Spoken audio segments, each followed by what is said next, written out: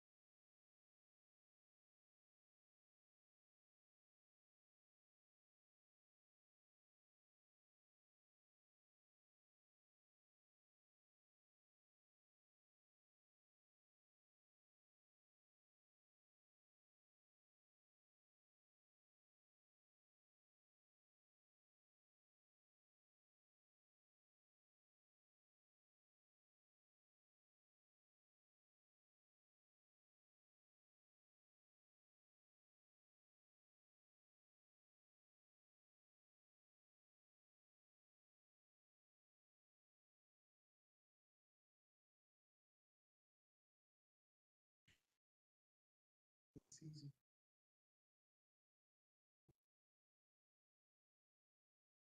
Thirdly, possible for of essential is practice. Started with stuff about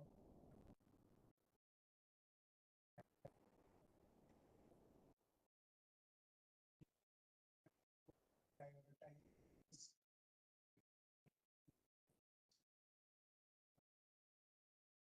some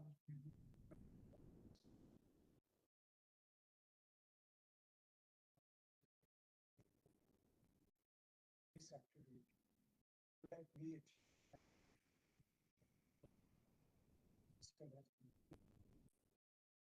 not be giving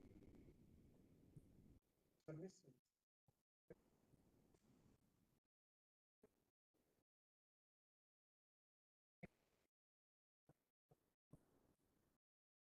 which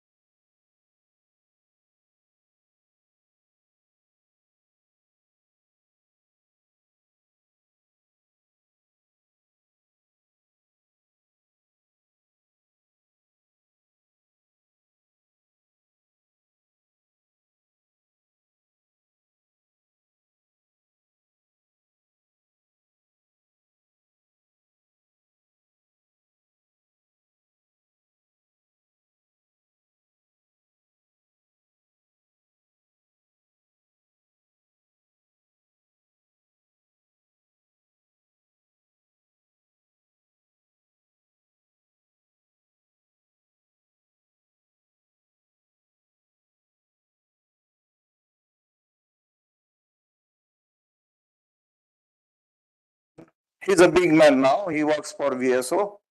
But when I first met him, he was this small child. So many of you know that me. Behind me, there are always many people working all the time.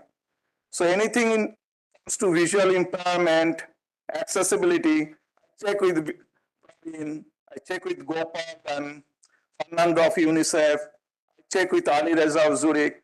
Only when they certify, yes, then I take it into the market or in WHO's mainstream. Otherwise, unless and until they say, I don't believe that it is really accessible. So Praveen is going to speak about nothing about us without us. This is what we believe, that we should keep consumer, the user, at the center of the whole change and the whole development. And that really enriches everything what we do. And to be honest, I see many development, and I do not know whom they consult to, who guides them. Many of developments has very little future because disabled people or the users or their family members were never consulted, never engaged. So you develop a product more in the lab, but it remains in the lab. So I think I request Praveen to speak how important is the disabled people's users' participation in development of the assistive technology sector. Praveen, please.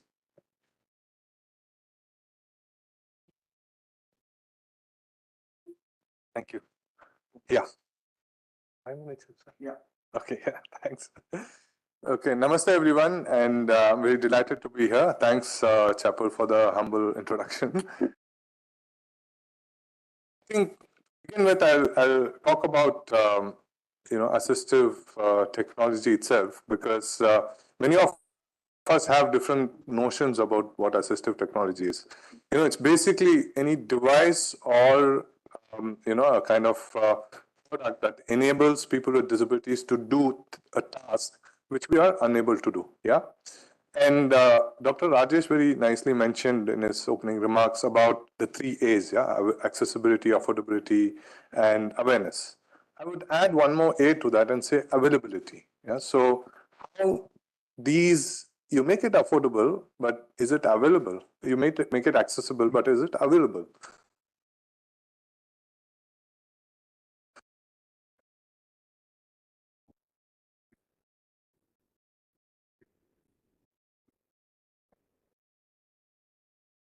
Large population.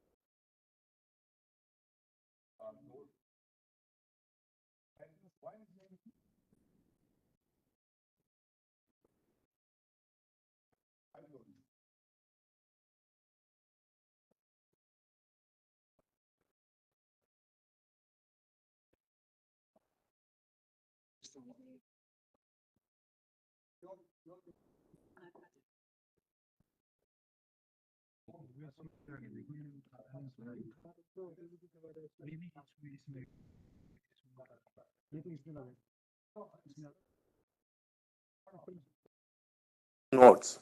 And that was my lifeline for education. I don't know Braille. I studied all through cassettes. Moving on, today I use the iPhone. I'm very comfortable using the iPhone. And I say that it's made of universal design. But is it available to everyone? That's the challenge. Yeah.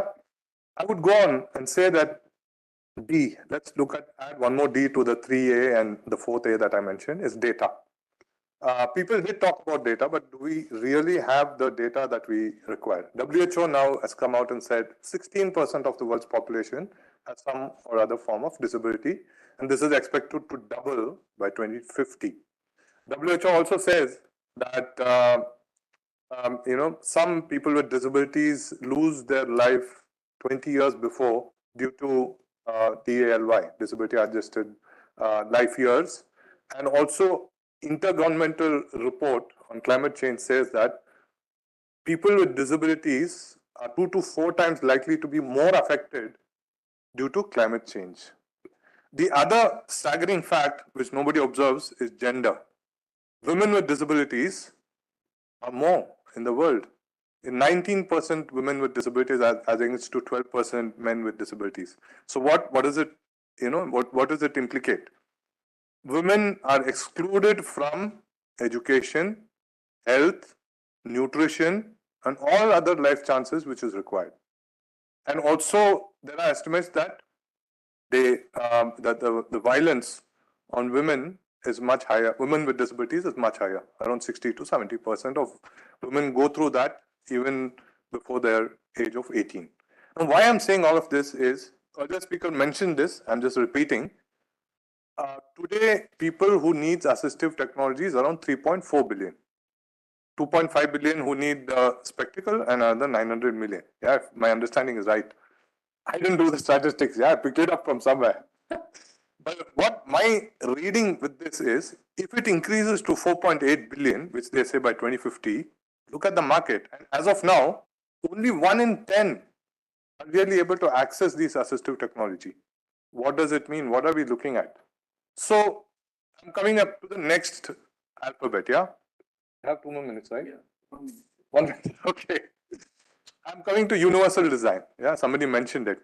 For me, availability is linked closely to universal design because iPhone is not a good example. I'm sorry. I use it. I'm able to afford it.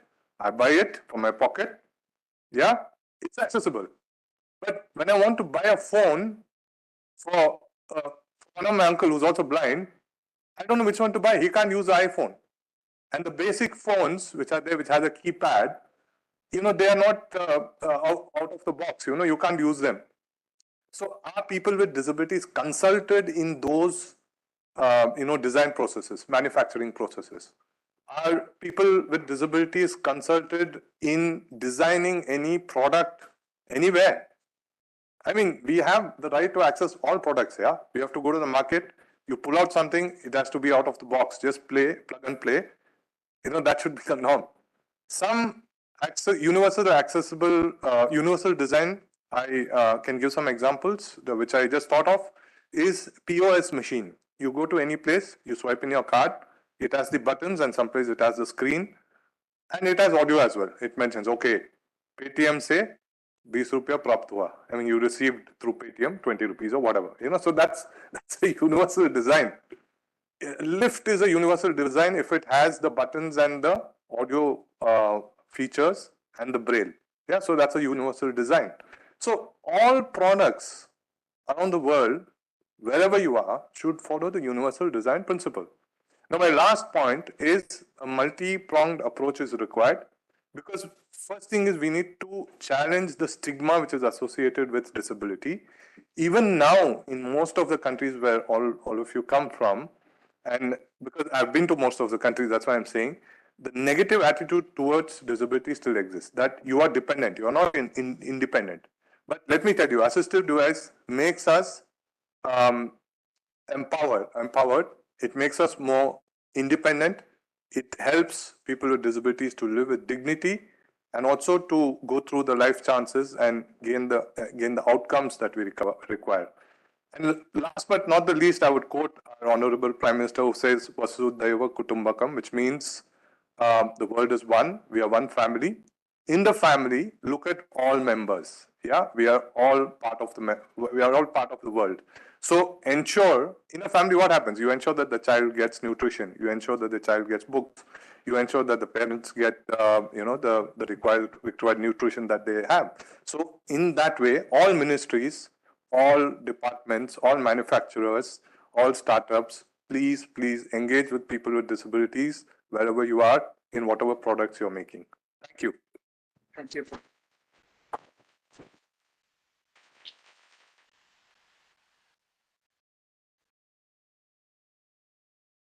Our next speaker is Mr. Vinit Singhal, is the Director of the Department of Empowerment on Persons with Disabilities, New Delhi. And I'm running late, so he will say what he wants to say. Thank you. Thank you so much. Good afternoon to all. I will like to brief about the national institutes, which are the autonomous bodies under the Ministry of Social Justice, Department of Disabilities. Many of you must have visited some time or other than one of the national institutes. We have 9 national institutes in the country, spread across the major cities, right from Dehradun to Delhi, Calcutta, Hyderabad, Chennai, Mumbai. So these national institutes mostly were established by the government during the period 1970s, mid 70s to 80s. Maybe a couple of institutes came up little late, of late in the early 2005 or 2015. So these institutes had the mandate, threefold mandate. One is that they have to provide the clinical services to the person with disabilities. And they have been given a specific disability, major disability domain, like some of them are working in the area of locomotors, some are working in the visual disability, then speech and hearing, multiple disability or intellectual disability. The institutes have played a very big role in the development of human resource also during the last 45 odd years. They run the courses related to rehabilitation in all the sectors, whatever be the disability sector. The institutes run the RCA recognized courses, and the manpower which is coming out of the institute is their potential is recognized not only in India but worldwide. Third mandate, besides the clinical service and academic development or human resource development, the third mandate of the institute was the R&D, research and development. Now, this is a sector where institute have played their role of their time. Like I will say that Dehradun-based institute, which is specifically for visually challenged, they in 1952 they used to have 4 products on in their basket, which today they have around 50 products. They develop a lot of products which help the students with visually challenged students in their academics, maybe tactile maps, geographical maps, academic books, braille books. They are the coordinating the lot of braille presses across the country. And similarly, say if you see intellectual disability in the Secunderabad, we have the institute where a lot of tools related to disability, intellectual disability assessment, guidance, and have been developed, and those are recognized, very much recognized. They have lot of database. Now comes the product development, the assistive technology part. So everything is not as good as it would have been. The kind of aggressive research which would have gone into the National Institute for development of the products, the product-based research, the actionable research which should have been done, there is still some gap in that. So this is the platform which I want you all to ponder upon, that we should use the strength of those national institutes where they have a lot of data, where the data validation has a lot of authority and recognition worldwide, where you have a lot of clientele load, where you can have, verification of your results, experiments, where you can have the government support, granting aid support from the government, and you can have long incubation projects running on those national institutes. You can have collaboration, multi-party collaboration with their academic institutions, industries, and then probably this is the time when we should aggressively pursue the cost-effective technologies, high-end technologies. Like my previous speaker has very aptly said that everybody cannot use this iPhone mobile. So this is technology galore is there for assistive technologies. Today I name the technology virtual reality, augmented reality, CNN, DNN, RNN. You name artificial intelligence. You may name this smart goggles, they have made a lot of difference into the life of human being. Every day, in and day out, we see social media where how these technologies are making a big difference to the people. So this entire handshake between the industry, academia, and the startups, this handshake is a gap which requires to be identified, and we have to ride on the strength of those national institutes and come out with those products which are cost effective, which are widely acceptable into the world. And as somebody has already said, that huge market potential exists in this sector, and we have to roll out those products, we have to incubate those products, and the expertise available, the rehabilitation sector expertise available into those institutions, the resources, library resources, academic resources, experimental resources available in those institutions, we should utilize, and then we should have a public-private partnership kind of thing, so that those products India could roll out. And we should aim, and in fact we discuss that Honorable Secretary Sir has also said on many occasions that we should aim that India should be the assistive devices capital of the world by 2047. So we have proven that we are the pharmacy of the world recently. So why not assistive devices capital of the world? Somebody sitting in anywhere in the world orders online, products should be manufactured, delivered from India. We have so much of huge potential of startups. Many of them going to be turning up as unicorn also. So only thing missing is this element which I have just highlighted, that the synergy is required to be built up in this sector. So this was briefly I wanted to discuss about the National Institute. We have some composite regional centers also, which are attached to the National Institutes. We have around 25 composite regional centers spread across the country, where we give the clinical services broadly into the all disabilities. All the National Institutes are focusing on one major disability domain, but the outreach of the composite regional centers is into the deeper. So with these strengths, we have to shake hand with the strength of each other, and then all startup, industry, academia have to put together their synergy, so that low cost, effective, latest technology based products could be rolled out in the near future. So thank you very much. This is what I think. Thank you very much. Now our next speaker, Kathy. Professor Catherine Holloway, she is representing GDI Hub, Global Disability Innovation Hub in UK. But I think more people in India know Kathy than in UK, because she is a frequent visitor in India. So I leave it to you to listen from her. Thank you. Thank you, Chapal. Thank you. Thank you, everybody, for being here today. I wanted to take the opportunity to try and shift the agenda slightly from the one that we recognise as a human rights agenda. Obviously, everybody should have access to equitable financing to get hold of assistive technology. Obviously, everyone should have equal access to their assistive technology, and they should also be able to maybe repair it locally and not be left waiting for months or perhaps years for replacement devices. I've been saying that for probably 20, 25 years. Maybe I was definitely less grey when I started saying it, and I definitely had fewer people listening to what we were saying. So we would go around and talk to people, and the likes of Microsoft and Google didn't care. And yet now, one of my friends and colleagues from the years back in hospitals, I think he's called now the chief, maybe, AT evangelist in Microsoft. You know, they have these evangelists across Microsoft that are pushing the assistive technology agenda.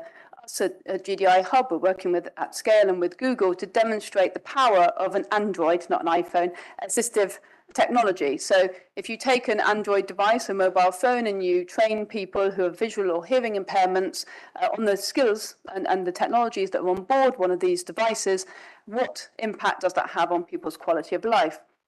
We tried to buy mobile phones for that project in Kenya, and we're about to buy mobile phones in India for that project, and we'll also buy mobile phones in the next G20 host, Brazil. And yet when we went to buy a phone, many of the low-cost Android devices were not accessible. Why were they not accessible? Because even though Android is shipped as an accessible product, and even though all of the Google apps that are loaded onto Android are accessible, the skim, the sort of version of Android that the company decides to load on a phone is not accessible. So you get to a camera application, for example, and Android has all these wonderful applications where I can take a picture of this and it will tell me what it is. I can take a picture of all of you and it will say, wonderful audience, being very excited listening to me, or maybe some people are asleep in the front row or something. That's my lectures. But the technology couldn't work because when you went into the screen reader, it just kept saying button, button, button, button, because they hadn't labeled it, unlabeled button. To label those buttons, any first-year undergraduate, IIT Delhi graduate would do it in half an hour. It's that simple a job, and yet we're rolling out hundreds of thousands, millions of products that are not accessible. So I could keep going on about all the problems, but I want to try and shift the argument to what is the opportunity, and the opportunity is huge. We have an opportunity to make disability inclusion the next frontier of the ESG investing agenda. So for those that maybe don't live in the investment world, that speaks to the environmental, the social and the governmental investment that people like, say, the Asian Development Bank or the Indian government are pursuing. And so how do we get people to realize that the disability space, the space that will give assistive technologies can grow quite rapidly? Well, we need to probably do two things. And we've been learning as we go. We've run a technology accelerator in Africa. We've supported 40, 50 ventures. We've worked with Professor Rao, our esteemed colleague here from IIT Delhi, and also with colleagues from IIT Madras, Sujathna and company at the R2D2 lab. And we've worked on models of technology transfer out of universities, which obviously India are exceptional at, but also at how do we build the capacity of the innovation ecosystem. So how, for example, do our colleagues at the Asian Development Bank ensure that every project, not the disability projects, but every project they're funding, how do we make sure that it's inclusively designed? How do we make sure that the funding schema that's put next to a project it goes to a minister for a minister to sign it off, that they can see very clearly that this will lead to gender inclusion and also disability inclusion. So we've been working with people at the Asian Development Bank, with our colleagues globally, with World Bank colleagues and ICF colleagues, to try and begin to develop and test some of these frameworks. And I think I'll just end on thinking about the overall landscape, because funding that overall ecosystem needs pipeline, right? We need pipeline of startups coming through, and then we need to invest in them and we need to nurture them. And anybody who's worked in assistive technology more than 5 minutes will tell you that the landscape of assistive technology innovation is fragmented. It's genuinely difficult, in my opinion, for a Minister for Health or a Minister for Social Welfare to really understand where they should be investing, exactly where they should be investing. And so it's incumbent on us as a collective community to make sure that we are getting better data and evidence on the startup ecosystem, better data and evidence on the need, the unmet need, and better data and evidence on the systems and the processes that work, and presenting them in a way that is palatable to people and easy to understand. I remember following somebody, it was in India, I followed somebody in the government ministry, and the person pitching before me was talking about proton treatment. So the minister was being asked about, should we invest in proton treatment, energy proton treatment for cancer treatment?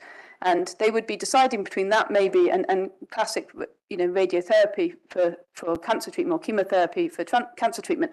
And then I'm going in and saying, well, there's wheelchairs, there's prosthetics, there's hearing aids, they link to speech and language therapy. It's also edtech, it's also fintech, by the way.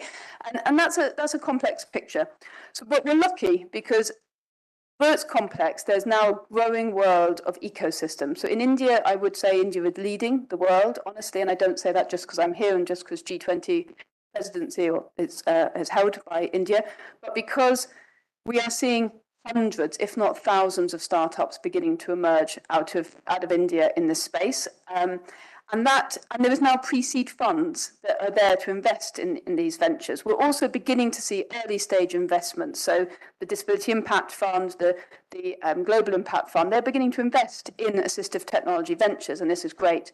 The space we see that's still lacking is in this idea of growth stage help. So ventures, anybody here has been involved in an AT startup will tell you, you're kept on sort of life support, grant income, more grant income, a small grant, a very small venture. You keep trying and many, many ventures fail.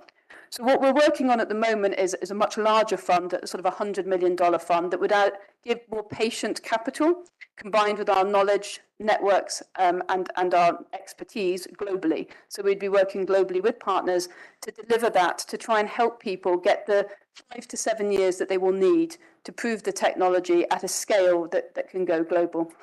And with that, I would just say thank you to Chapal, and thank you very much for your kind attention, and I look forward to speaking to you later. Thank you, Kathy. Our next speaker is Dr. Gi-Sun Sung from ADB. And I will request her to speak about the need for benefit of multi-sectoral collaboration. It took me quite some time to make many Ministry of Health to understand the medicines are not manufactured by the Ministry of Health. So Ministry of Social Welfare doesn't have to manufacture all the products. There are other players are also there. So how the key is what Egypt has done, how they bring these different ministries together, health, especially health, social justice, social welfare, industries, especially small and medium scale industries, private sector, how we can bring together and the users group. That's the most important. Over to you, Gi-Sun.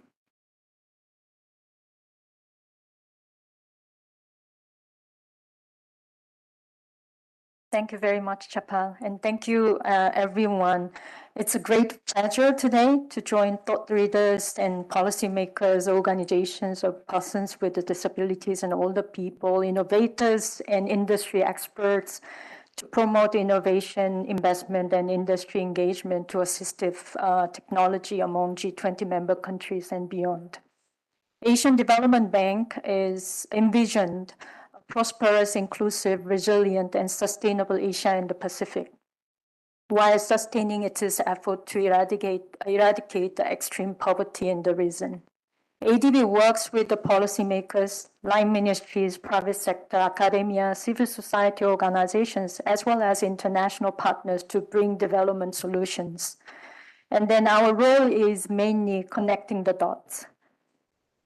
Asia and the Pacific is a home of a large share of the people who are in need of health and social care, including assistive technology.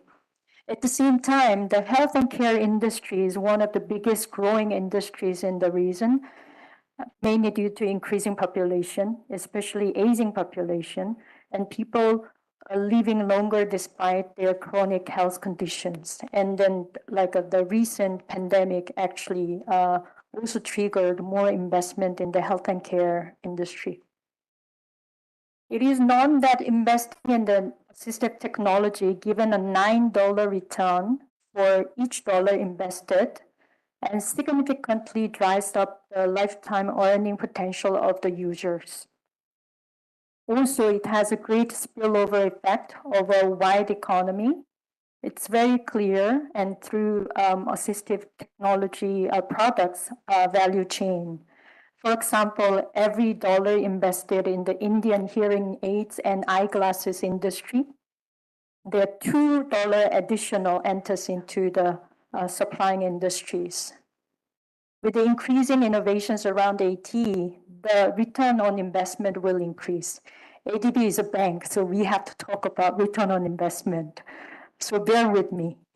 Over 1 billion people who needs AT, only 10% of people actually have access to it. And then there are even bigger numbers were actually mentioned during the previous speakers. So this is a huge market and a large unmet demand. However, in Asia and the Pacific, no country so far yet views assistive technology as a growing sector or market opportunity. Then this gap remains due to a lack of awareness, a weak enabling environment, and the lack of prioritization, limited investment, and demand supply side market barriers. And a lot of gaps actually pointed out by many other speakers before me.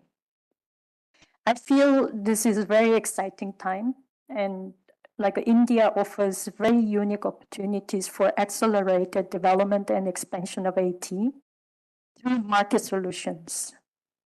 And not only for India, but for the world. Here are key enabling factors I kind of see. One is the enormous domestic market, and then rapid growing manufacturing and tech-based service industry, a young, large workforce, and then like IIT students can actually fix up certain things within half an hour. That's amazing. And then strong digital capability and vibrant private sector and civil society. And then several large-scale government programs for health and social care where a lot of investment, public investment has been made, and then this can be leveraged too. And then initiative to develop Indian industries such as Startup India, Make it India, and Invest India. These are the large scale, like very highly committed government flagship programs that actually can be leveraged too. And keen interest to contribute to global inclusive growth agenda as manifested in India's G20 presidency. These are very good ingredients, and then I see a lot of dots to be connected here. And then developing market solutions for assistive technology, leveraging these enabling factors, will not only addressing access issues, but it will create a new industry, jobs, and continuous innovation through competition and economy of scale, bringing efficiency over public and private expenditures, as well as a larger user satisfaction. That's why ADB is actually getting interested in this, because we see this as a growth potential and creating large volume of economic opportunities for many people. While the moral and economic rationale and potentials are loud and clear, even the low-hanging fruits need you to extend your arms to pick. And the aforementioned challenges that I just briefly mentioned a few, but like my peer speakers actually talk about a lot of challenges, can be overcome when the policymakers, including Ministry of Finance, Ministry of Health, the Ministry of Social Welfare or Social Justice, Ministry of Education, Ministry of Industry, as well as innovators, private sector and consumer groups, especially the organizations of older and disabled people, make concerted effort to change the current landscape, which has been called upon by many speakers earlier too. As a trusted development partner of India, ADB is supporting India's G20 presidency, especially in the area of economic growth, clean energy transition, sustainable urban development, and shaping a global health and climate change agenda. Like many challenges, these are multifaceted challenges, which requires multi-sectoral and multi-stakeholder interventions.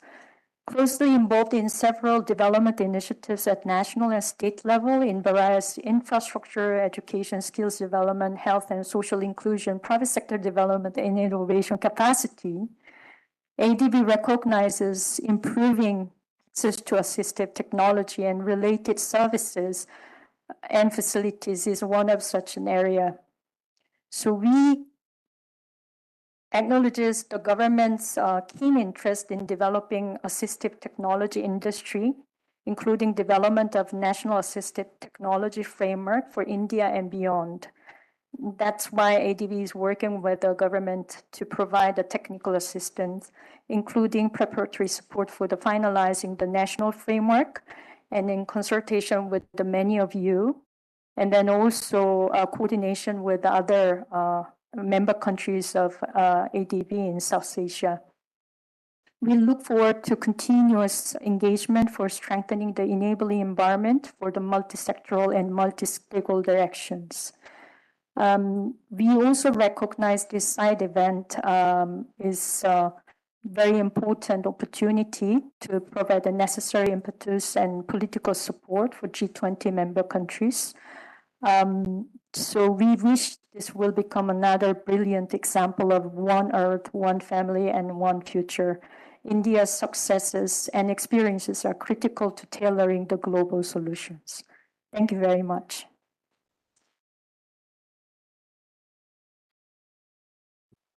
Thank you, Gisun. Now I have my last speaker of the panel, Dr. Mohammad Ashil, and he has the most favorite topic and most challenging topic, how to make universal health coverage AT inclusive. Over to Ashil. Thank you very much, sir. Yeah, I'll due to the positive time, I'll just jump to my topic directly. First slide, next. When we speak of anything, any universal health coverage, which it essentially has three dimensions. One, who are the beneficiaries, for whom, and how much are we providing, and what are we providing. When we speak about what are the products covered, when it comes to AT, it is what are the products covered, then who are the people we are catering, and what level of engagement we'll have, and what level of how many products we can give free of cost, and what can be actually charged. All these things comes in the payments covered.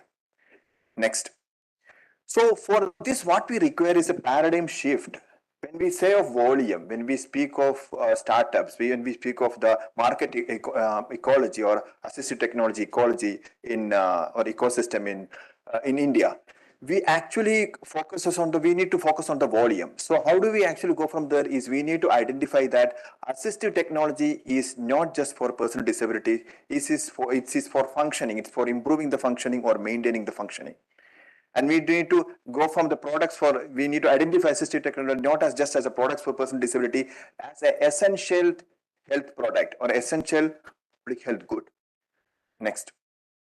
So just to looking at the very provisional part of this, we are not going to the details of that, as sir said, that as Chapal sir has mentioned, it's a very complex topic. When we say of universal health coverage or universal assistive technology coverage, it has many dimensions. But I will be focusing at the provision dimension only, looking at the system in India. We essentially have the 3-level systems. When I say primary, secondary, tertiary system, it doesn't really mean that primary healthcare facility or secondary healthcare facility like CHC, PHC. It actually encompasses all the prime facilities which actually provides the primary assistive technology services.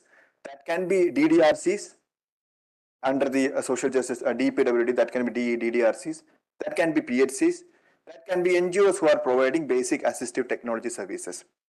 And at the secondary level, the IPHS standard says that you need to have assistive technology or maybe a P&O services at the district hospital level. So that can be categorized as a secondary level. Then it comes to CRC. CRC is another secondary level under the DPWD, which can be categorized as secondary level. Similarly, you need to identify that there are at least 18 programs under 6 departments which gives assistive products for the person with disabilities and other people in India, especially for older population also. So we need to identify which all comes under secondary level. Then comes the tertiary level. Tertiary level, it can include the national institutes, it can include many other institutes or medical colleges who will be having a prosthetic or maybe a PMR department who will be providing assistive technology services and also rehab services, which are maybe interlinked to some extent. Next. Though we have referral services between this level, there can be direct referral to these centers because someone having a road accident or maybe a major injury and is having a disability of severe kind, they can go to the next level. That actually depends upon where the kind of functional inability or functional impairment they are having. Next. So at each level, at the primary level, as I said, it's based on the services. Screening, referral service, and simple assistive technology services. Simple assistive technology can be broadly divided into many categories. I'm not going to details of that. Then general assistive technology services at the secondary level, which include provision of the wheelchairs, provision of limbs, provision of many other things. And when we go to the specialized assistive technology services, which can include bionic hands, which can include latest products, and which may require a much more expertise to do that. Next slide. So when we go up in this pyramid, the complexity increases, the need for resources increases, and the training requirement also increases when we go up in this ladder or go up in this pyramid. Next. So when this can be taken as a system, there are something which we need to provide as support system for this. One is the technical support. Where comes our national centers for assistive health technologies under ICMR. There are IITs, AIMS, who are provides a technical support for this whole ecosystem or the whole levels of assistive technology services. Then has the operational support. When we say operational support, as I said, we need to have horizontal and vertical integration. If you go for a spectacle in a PHC, you don't get it like that. You actually cannot get a spectacle if you go to a primary healthcare center. You need to come it through the National Program for Prevention and Control of Blindness and Visual Impairment. Only through that scheme we can get. So at least at some level we need to have a horizontal integration, and some level at the vertical, and some programs we require a vertical integration. For example, when we first speak of NCDs, non-communicable diseases, starting from the person having a peripheral neuropathy, you must be able to provide some assistive technology, not to wait till he lose his limb. So there are several levels of where we need to provide assistive technology. So when we have a vertical programs, we need to have integration of assistive technology at various levels. And when it comes to horizontal, then for example, at a PHC level or at a DDRC level, wherever it is, we need to have a horizontal integration of the assistive technology services. So there are many other operational aspects, including monitoring and evaluation and all. And it comes to resources. When it comes to resources, we need to have competent workforce. We need to have pooled resources. And there are, as I said, there are 18 programs under 6 departments doing assistive technology services. And if you just take education department, or for example, even the local self-government department in many countries, many states are having beautiful programs which are providing assistive products. But still, there is a lot of disintegration. So let's do the positive. I'm not going to details of that. When it comes to services, we need to look at the 4 aspects. Like, for example, in wheelchair services, next.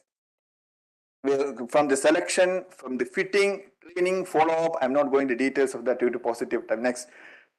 Then other major important thing is that we to have a circular AT provision model in which once we provide an assistive technology, it's not that we provide a prosthetic limb or we provide some assistive technology services which we need to actually make a sustainable model by mechanisms for getting it back and providing new as per required. Next. So this is one is the National AT Framework by Niti Aayog under Muriraj sir's team. I was also able to work with him on that. So in that, one of the major objective, come to next slide, is under the provision. One of the major objective is to implement assistive technology as a provision integral component of the universal health coverage. And like Vinod sir was actually guiding us through the entire process of developing this national strategic framework, and with all the collaborations of many other departments, DPWD, ICMR, and all other stakeholders, the 21 departments included in making this national framework. I'm not going to details of that. So this forms a major objective of the provision part in assistive technology framework. Next. So, like as you see, what we see is not just a aid, is an aspiration, and what we see is not just a wheelchair, it's dreams on wheels. So thank you very much.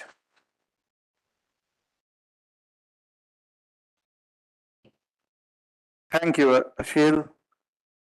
We are running late, so we cannot have a 15 minutes for the question and answer, but I don't want to discourage you either. So can we have 2 quick questions for the panelist? One here. Can someone pass the mic?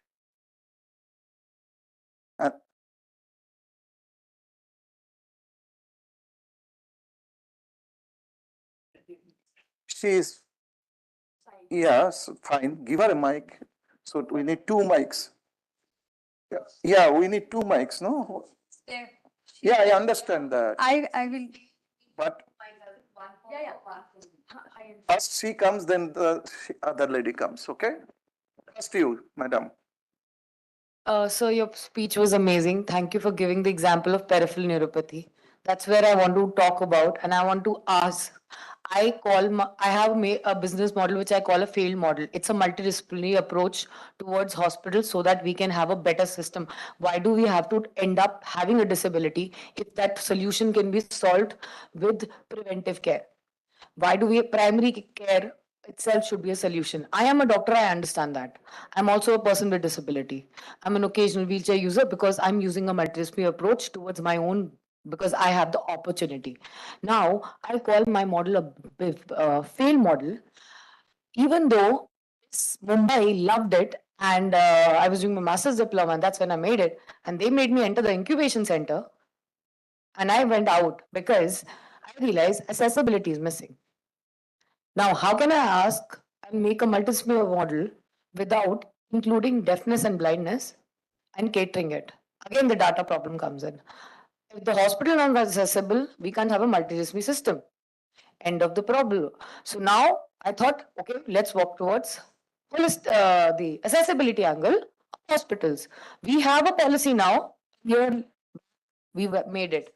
But how will you convince a hospital to turn accessible and change the plumbing system to everything? Because their sanitation to everything comes in. Again, I am in a stand back. Hence, I still call it a failed model. What are solutions for such problems? We are all talking about growth, but none of us is talking about the real problem. Who is the channel in the government system who will give us a solution to these problems? That, okay, we can go through this channel. Maybe the government can support us from this angle. If we won't have support, even if we have great minds and we can come with great ideas and models, nothing will work. Thank you. Thank you. We understand what you are saying. We respect what you are saying. And we will work on it. We can promise you. We have started our journey, startup, and with AT accessibility and all. I have I can do that, and I can send you the whole model. No, you say it now. A recommendation for this. Yeah, what would you like us to do? Sir, I would say that Health Ministry and Social Ministry of Justice has to work together here. And we have to put a two-modal alignment here somewhere, where the Health Ministry is telling the hospitals and clinics you have to be accessible. On the other hand, we have a system where the Social Ministry is working along with them to tell how to, where we CSO, I'm also a CSO. So the NGOs can also come along. We can guide them how this can happen. Other than this, I don't have a current solution here. Maybe I can say something to this. Quick, because we are really running late. There are As some I people understand, online. madam, you wanted that hospital building should be accessible. Just to share with you that Department of Disability has launched Accessible India campaign, and now also we have a scheme called Barrier Free Scheme. And under RPWD Act, it is the mandatory that all public buildings, whether private or public or government, they should be accessible. In case a government building is not accessible, you should approach. We have a body, quasi judicial body. You can approach them, and you have to persuade with them, and then the buildings. We all know, I have mentored people with disabilities. I mentor from healthcare animal. Okay. And to a level where I've taught them. Thank. Can I interject just for 1 second? Because Yeah. I think every country has this problem. It's not a problem of India. It's a problem in the UK. It's a problem in Ireland, where I'm from. Inclusive design of buildings is something that's incredibly important and also very difficult. It's very, very difficult to retrofit inclusion into buildings. That doesn't mean it's an excuse for not doing it. And it doesn't mean that people shouldn't be working on it. But I think if I were to offer a recommendation in this area, it would be that all future buildings are inclusive by design, and that there is a hierarchy ranking of upgrading buildings where we know there's a high proportion of persons with disability going to these buildings, and that the persons with disabilities are included in that inclusive design process. And I think if we manage that globally, we would all be better, not just India, but we can manage that. No. Thank you. No, thanks. I have the power.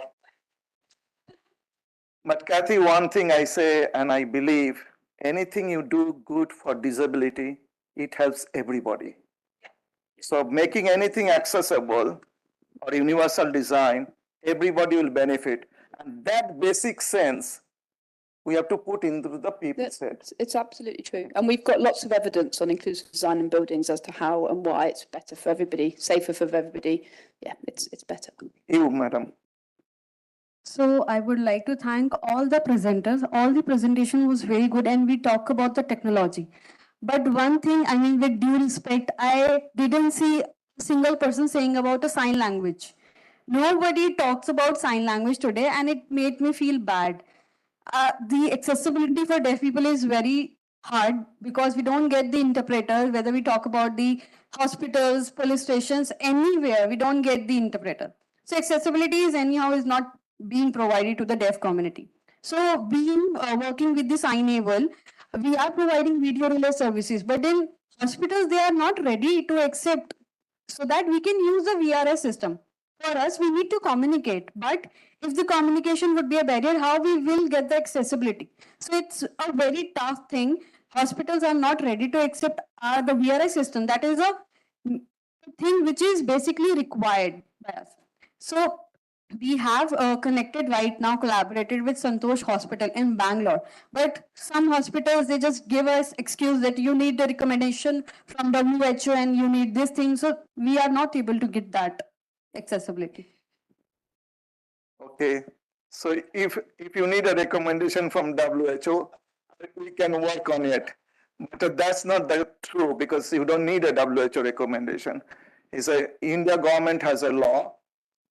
India government has enough powerful laws and legislation, so that should guarantee it. But again, issue is the mindset. Issue is the basic people do not value stigma. All this we have to really work on it. We cannot change everything overnight, but we can assure you, and we are very hopeful that it will change over the time, and we'll work on it. And so another problem with the sign language interpretation is also one-to-one connection. How we can use more people in the loop network. Because I can give you example in Norway, irrespective of where you are, which hospital you go, if you're a deaf person, you can access these facilities. So everything is possible, and technology is making everything is possible. In today, we have no excuse. Today, this digital technology can make everything is possible, and distance should not be treated as a barrier. The cost is not a factor even. So we'll work on it. Give us a time. Okay, Praveen, last word. I'll just take a few seconds. So when it comes to sign language, one solution we found out, I work with VSO and we work on education and health.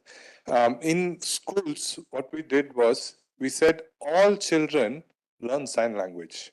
Whether you're deaf or you're hearing, you learn sign language because then that becomes an activity for them, but also they're able to communicate with deaf people in the classroom. Yeah. Number two, in the health sector, we said wherever we work, we will train the frontline health workers on sign language so that they are able to communicate with deaf and hard of hearing people, patients who come to the health clinic. So that kind of approach is required where we take a universal design when using sign languages as well. Again, my last point, our government has also taken the step to, I'm very happy to say this, on Doordarshan, every day we get a newsreel which has the Indian Sign Language. So that is universal design. Everybody can, listen to it, and there's a sign language reel going up over there. So those things need to happen. Thank you. Thank you, Praveen. And since I also tried in this area for quite some time, I do not know what it takes, even the BA education, the teachers training program, why one of the sign language cannot be one of the subject in the teachers training program. If we can train every teachers in the sign language, we'll not have this problem today. So anyhow, to end this session, we have spoken a lot about the data. Really speaking, we don't have data, especially in India. So we need the data, actual what is the need, unmet need. But people say that 1 in 10 have access, so which also gives a huge opportunity, a scale to grow 9 times. It's a big market. Upstairs, when I was listening yesterday, everybody was talking about deep technology, soft technology, high margin, high risk, high profit, everything. Nobody was talking about mass technology. Assistive technology is a mass technology. It will benefit everybody, every family. Every family will have somebody who is old, who is in need of some kind of assistive products. So we have to look at this opportunity. As Kathy said, opportunity is huge. And luckily, we are also seeing now a lot of new players coming in, both from the startup side and also to the support side. And nobody will invest in this sector unless and until we also de-link assistive technology only with disability. Because if it is only 2.2%, no industry will invest in this. We know it is nearly 25% population in India needs some kind of assistive products. So unless and until you de-link it, unless and until you support it in a bigger way, no industry will come up. So we have to look little bit beyond our boxes, and we have to really opt for beyond business, beyond usual. And with this, thank you all my panelists, and especially Kathy and Ji Song who took long trip. And thank you very much.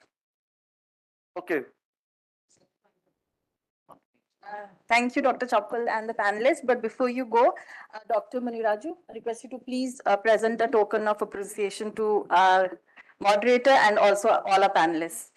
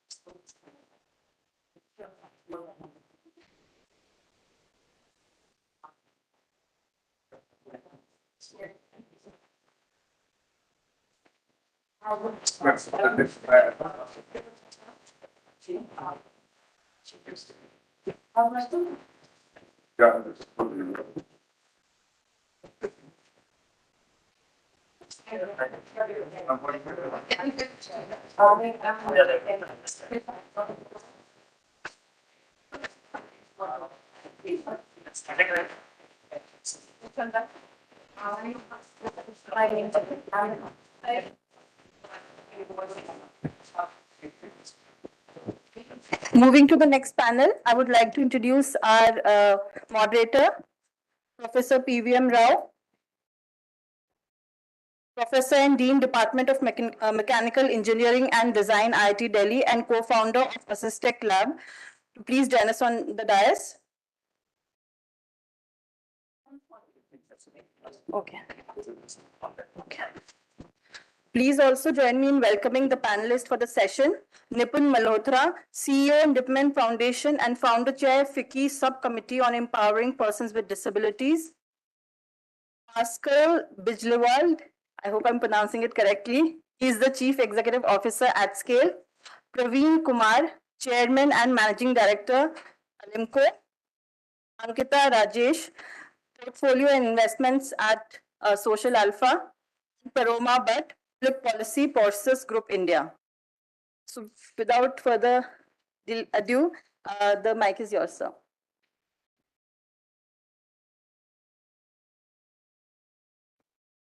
Roma is here. Yeah, please join. Okay, good evening, and now we come to the last but most important session of this one. And this particular session particularly has 3 I's. It says investment, innovation, and industry, and a very, very important topic when it comes to assistive technologies. I'll also change a narrative little bit in this particular session. I think we had a lot of discussion about AT ecosystem in the last 2 sessions. I think I'll probably bring Startup 20 under which we are doing. So I think more from the startup perspective as a part of this particular session because this is being done under Startup 20.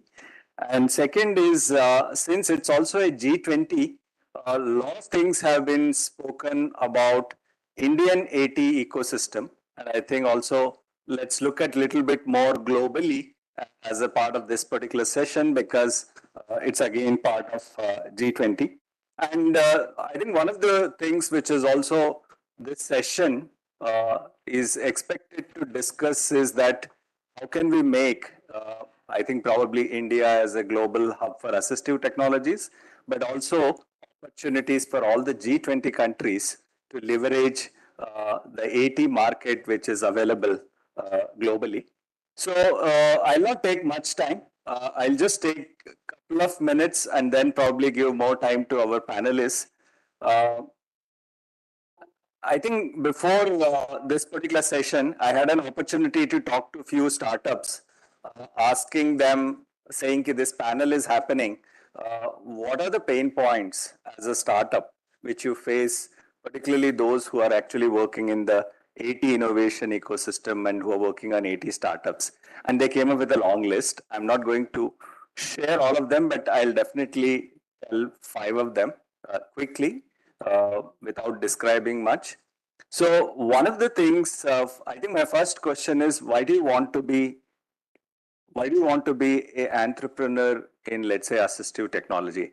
And I think one of the common answer, which probably most of the people spoke, particularly the young innovators and young entrepreneurs, is that this is one area where in terms of opportunities and in terms of potential to make an impact, there is a huge gap.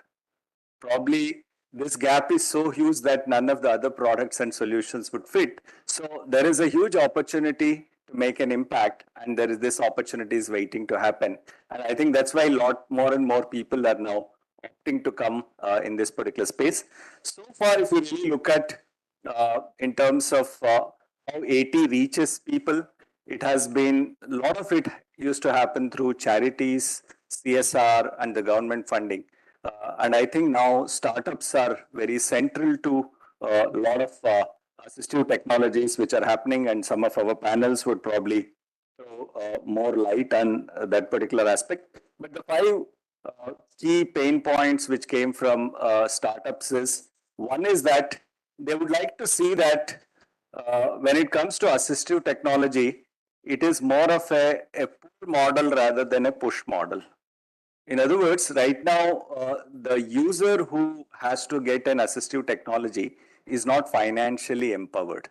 Is there a way where they can be financially empowered? And we know in G20 countries, there are different models, whether it's in terms of insurance or whether it's in terms of coupons or whether in terms of, let's say, direct benefit transfers. So there are multiple models which are available, which I think we haven't explored. So that's one thing.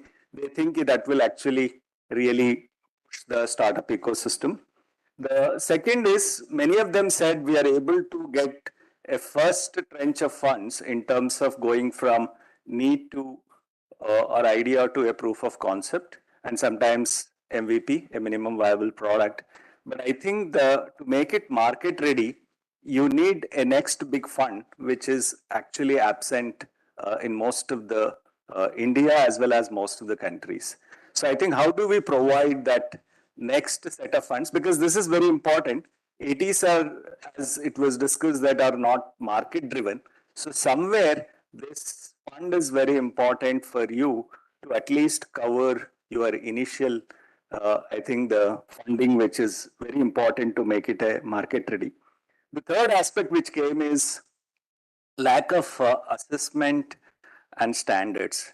They say if you really want to make, let's say, take your assistive technologies to globally, how do you assess? So what is the, let's say, just like we have a health technology assessment, I think we don't have parallel, particularly when it comes to assistive technology. If I'm making a particular assistive technology, am I complying with standards, let's say, in other countries, not only G20, but globally? That's a question which most of them have, because since these standards are not very well defined, so they would like to see that. And the other one which is also said, ki as a young entrepreneur, when they start a journey, they generally think that, in fact, more and more technical students are coming into startup. They think technology is all about, but I think it has multiple dimensions. There is a medical dimension, there is a strong social dimension, there is a business dimension, there is a human-centered design dimension. Usually teams are not complete.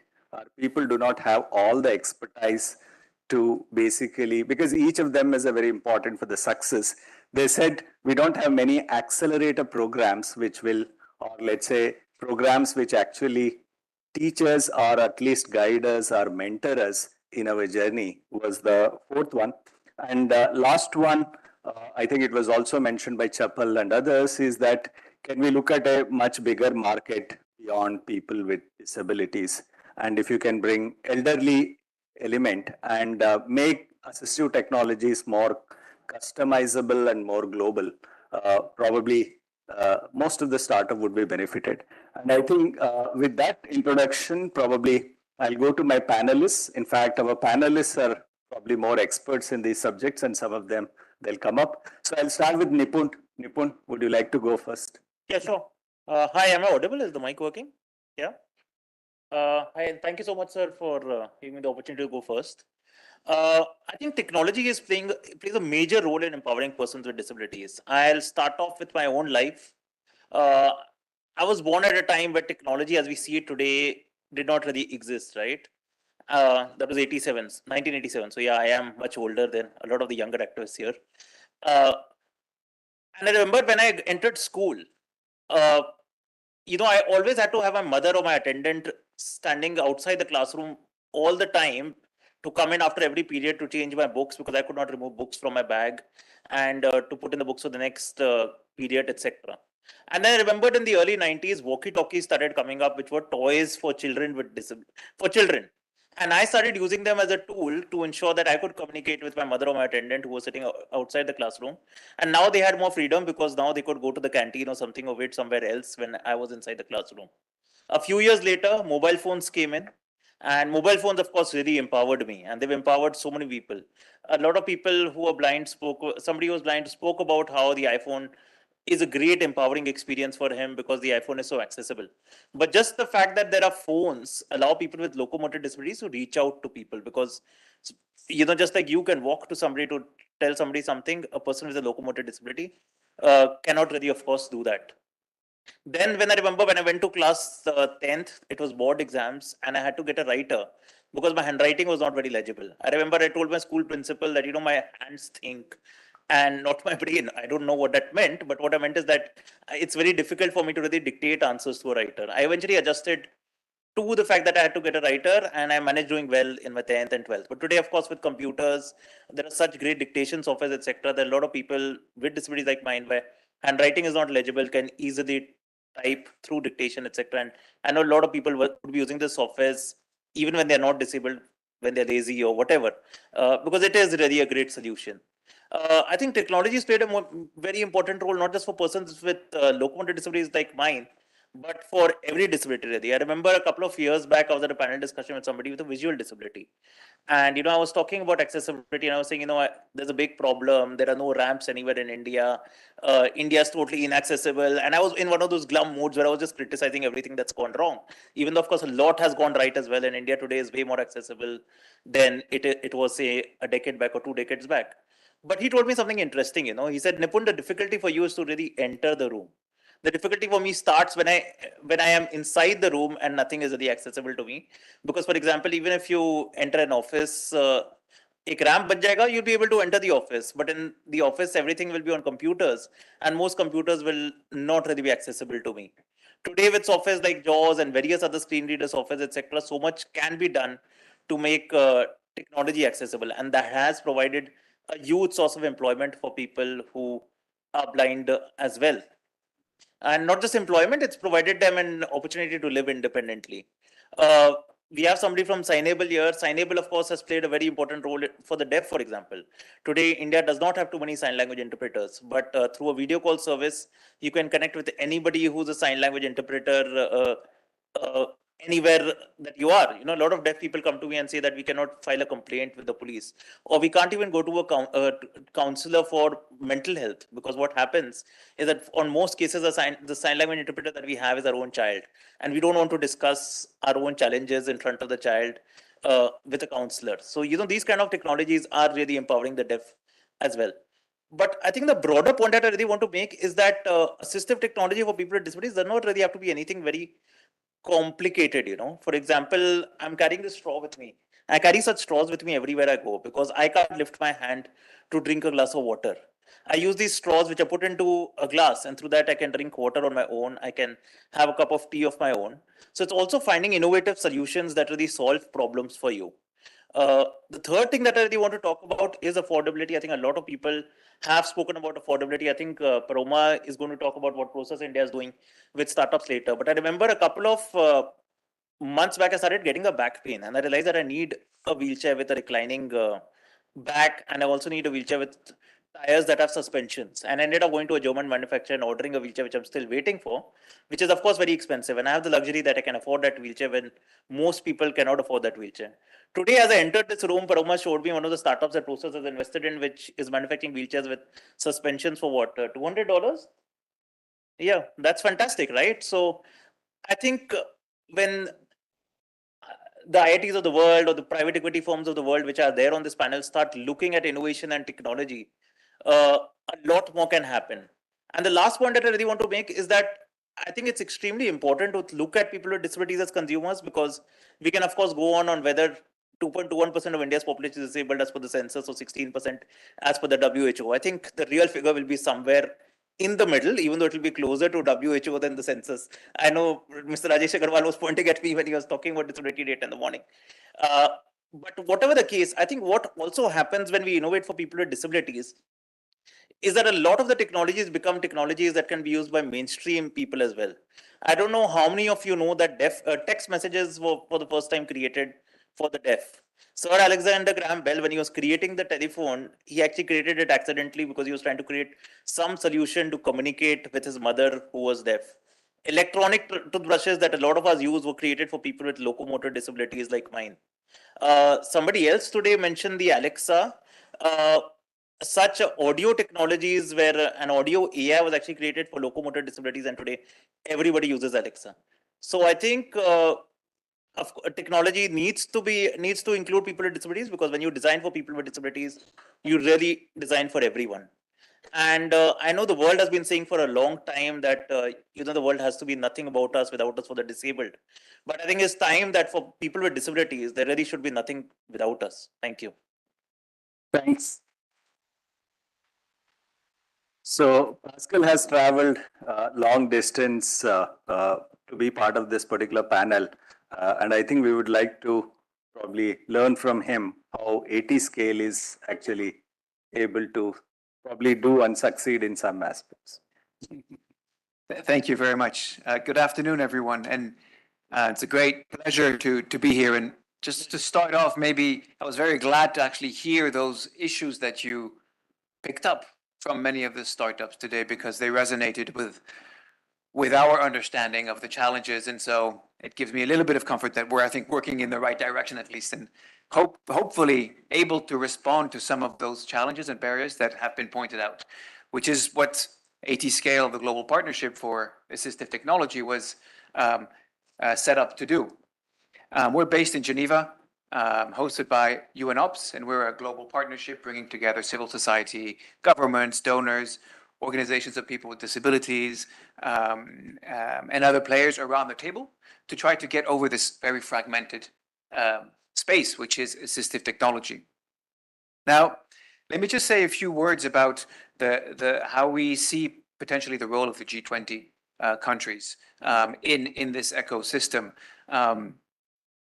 And maybe I should start by just re-emphasizing, I won't repeat what has been said, but we've heard about the massive inequity in access, the huge needs, the unmet need, and the growing need. We've recognized we're failing millions of people today. We've also seen that there are opportunities, luckily. But we should also stress that we won't even reach the Sustainable Development Goals if we're not able to address this issue, right? Because without inclusion, we'll still be leaving people behind. And how can we include everyone if we're not able to provide even the most basic forms of assistive technology to those who need it? And I think it's important to always bear that in mind. So what can G20 countries do to help shape the market or make the market work better? Because really we are facing a massive market failure in this area today. And the main reason, right, there are many, and you've heard many today already, but for me, the main one is that despite the massive need, there is very little demand, right? Because there isn't awareness, there is still stigma, and most importantly, because of the financing barriers. Governments are to a large extent not living up to their responsibilities in most countries, including the G20 countries, in providing systems that will help cover the cost of these social insurance to too many people. And this is impacting local innovation as well, which is therefore not able to also scale up because investors are afraid to invest when they don't see where the demand is going to come from, right? In the immediate term. We know it's going to come eventually, but not necessarily in the immediate term unless we intervene. And this is why I think the response in this space has to be a joint response, a public-private sector response. The market is not mature enough to only let market forces play its course. We need to help the market accelerate, and that requires government to intervene, to set up the right mechanisms, incentives, tax breaks, removing tariffs, creating mechanisms to allow perhaps easier loans, even to individuals, and so forth. And that has to start in the G20 countries. They themselves represent 75% of the population. But the G20 countries also have a global responsibility. They also need to support efforts of their neighbors and of countries in lower resource settings to also help advance that agenda through, again, blended approaches. Development assistance together with investments, right? Both are needed because you need to strengthen the systems to create that demand. And then the market can come into play and create that sustainability, right? But you really need both to come out together. And the last thing I'll say is that in the context of raising awareness globally, the G20 also can play a role given their weight and voice in global forums. We're trying to move towards a UN General Assembly resolution, for example, around assistive technology, right? Together with WHO and other partners. We need the voice of all the G20 countries behind such a resolution to really push this and make sure it's a robust one that will help all countries in the world live up to their obligations and responsibilities. I want to thank India for putting this on the agenda. It's amazing. It's a major game changer to have AT in such a forum. And I hope that Brazil, South Africa will follow suit and as we together again next year talking about this important issue. Thank you. So most of the people in India get their assistive technologies when Praveen puts his signature. Okay. So I think as a head of Alimco, we would like to know, because I think in the morning, Rajesh Agrawalji mentioned about reaching out to 30 million people. And I don't know what are the models and going beyond Alimco I don't know if you have any thoughts, I'd be happy to. Namaste everyone, and thanks for giving this opportunity. And before I start, let me introduce Alimco, because many people may not be aware of Alimco. Alimco, it's a central PSU, Artificial Limb Manufacturing Corporation of India, under Department of Empowerment of Persons with Disability, Ministry of Social Justice and Empowerment. We were incorporated in 1972 and we started manufacturing in 1976. So almost it's close to 50 years we have been, we completed 50 years of incorporation last year. So we are celebrating Golden Jubilee. Basically, if we look at the evolution of Alimco till today, we can very much see there are various phases of Alimco. As the name suggests, we are Artificial Limb Manufacturing Corporation of India. So basically, when we started, we were focusing mainly on the artificial limbs. But in the second phase, after 2000, we started entering into manufacture of tricycle, manufacture of wheelchairs, and more tricycle, wheelchairs, and other assisted devices were made. And slowly there was some lack of focus on artificial limbs. But now, under the current regime and under respected Secretary Sir's guidance, our focus again has come back to artificial limbs. Okay, for commercial sustainability, those things are also required, like wheelchairs, because assistive technology encompasses everything. It's and we are the only place where under one roof we have got locomotor solution, we have got hearing aid solution, we have got visual and even intellectual disability. So we are more or less covering all the disabilities under one roof. When we look at the journey so far, we have almost helped more than 6 million beneficiaries up to date. And in the last 9 years, we have been able to address almost 2.5 million. So the journey in the last 8-9 years have been more fast, more focused, and the growth story is different in the recent 8 to 9 years. 8 to 9 years, prior to 8 to 9 years, we were doing a turnover of 150, 140, but now we are on the verge of crossing 500. So there has been a lot of growth in terms of reaching out to the people. Recently, we have done our modernization with the help of Government of India, putting in 200 odd crores. And we did modernization with a state-of-the-art manufacturing facility at Kanpur, with robotic machines for welding and semi-automatic, automatic places all over. So that will guarantee that whatever goes in and comes out will be state-of-the-art, quality will not be an issue, it will be a global product. So slowly, because of on leveraging and taking advantage of whatever we have put in, we are trying to increase our capacity of manufacturing. We are focusing more on manufacturing.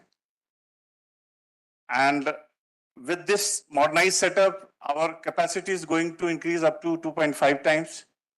So eventually that will translate into more and more beneficiaries benefiting out of our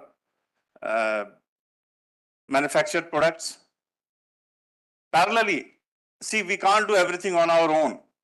So for research and development, we are collaborating with our national institutes, IITs, CSIR labs, and all top-notch academic and research institutes of India, so that whatever good comes out of it, we can make it commercially successful.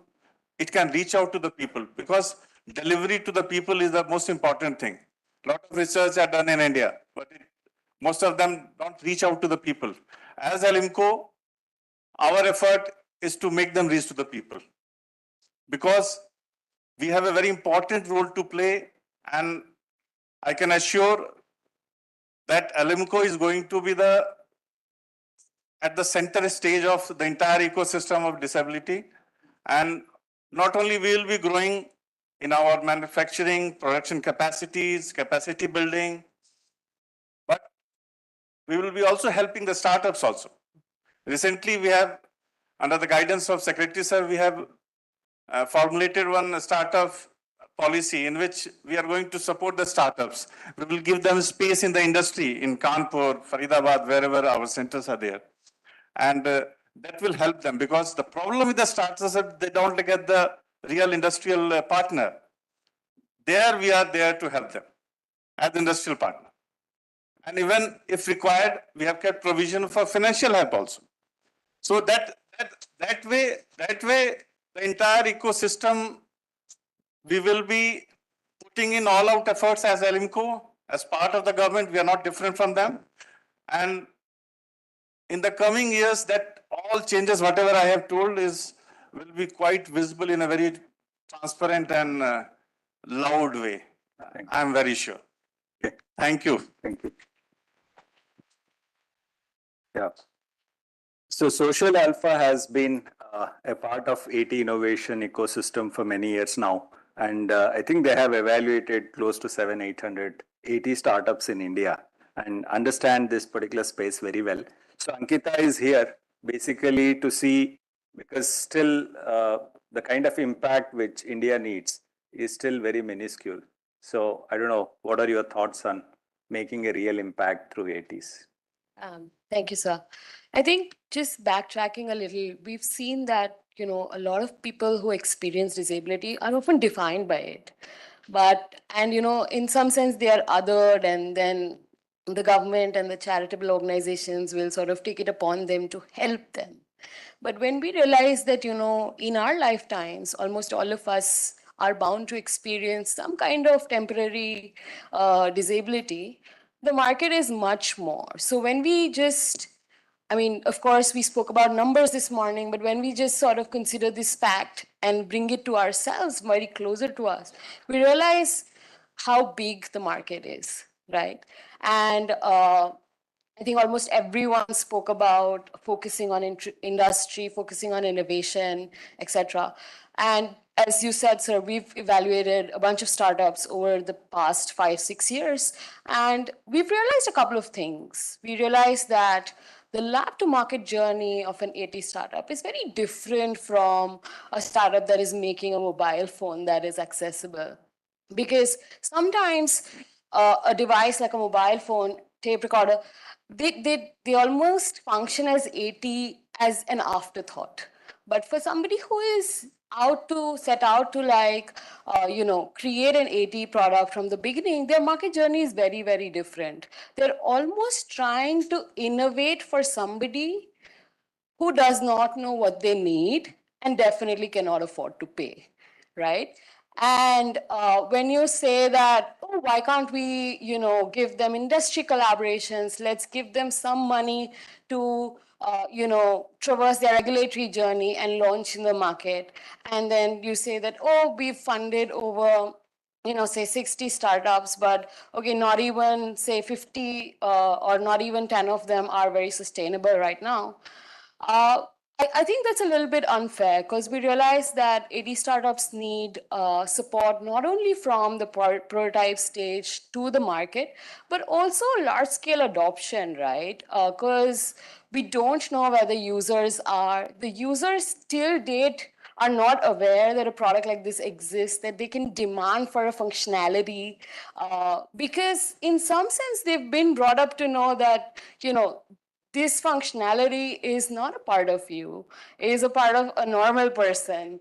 And, while there are many inspirational, people who sort of defy this, but there's a large part of the population who just, does not know that they can buy a signable pack. It almost costs as less as, say, 100 rupees. And they have an interpreter on demand, but a lot of them would feel that, oh, I'm not sure whether, if this is something that I should trust. I'm not sure if I should go to a doctor with an interpreter. I don't know. And sometimes they just rely on their own methods that they've been using for many years. But essentially what I'm trying to get at is when it comes to creating AT products, right from supporting them monetarily and with industry collaborations, I think it's very, very important to handhold them through their journey of adoption, through making the user as an integral part of the product development, but also product adoption at scale. We spoke about a little bit about innovating beyond AT. So that reminded me one of our startups, Tamurai, who actually created an app for people who experience stuttering, but became really famous and popular, and are functioning in over 100 countries right now because they're not only used by people who starter, but they're also used by people who are not very confident speaking English. So this was not something that did not start as, but became very useful for them later on. Another thing that I want to sort of touch upon is financing for AT. When we say that, oh, why can't AT be, as accessible as a phone is right now? The fact is that I can get a loan with a very low credit score to buy an iPhone right now. But if I go to a bank saying that, oh, I want a wheelchair, will you loan me X amount of rupees? It does not exist right now.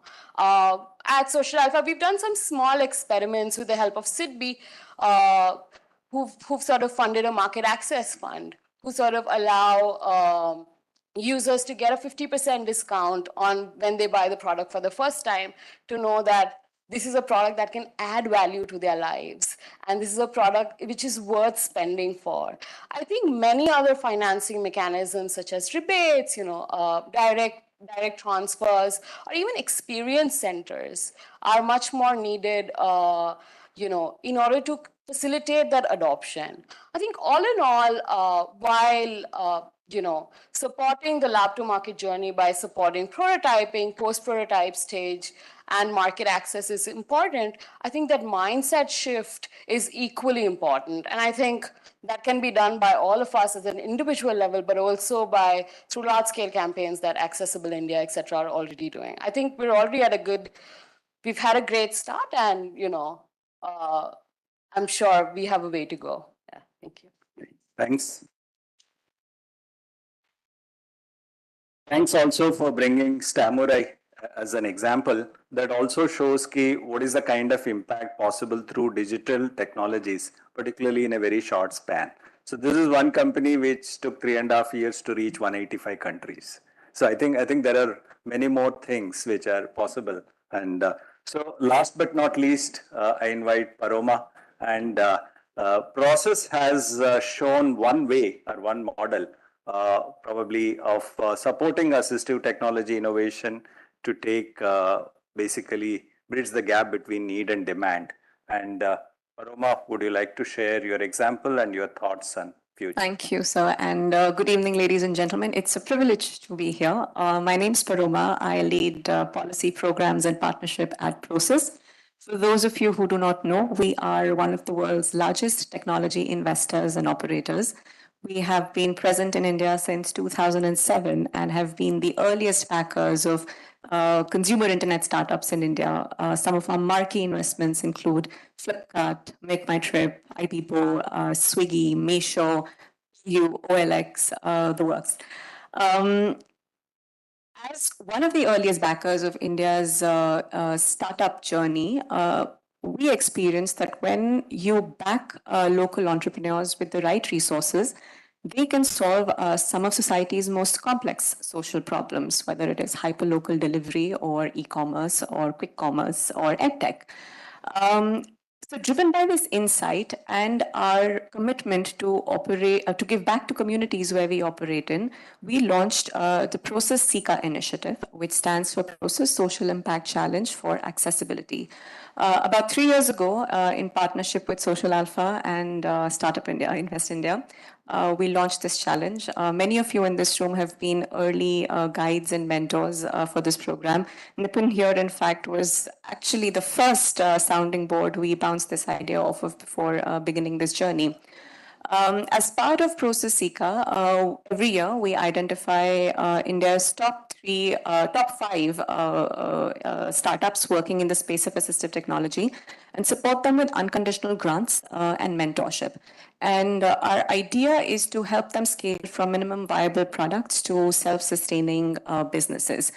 Why we do this is not a CSR initiative, and I would like to emphasize that because our learning was that there has been enough of a charitable philanthropy, CSR lens that this sector has had for many, many years.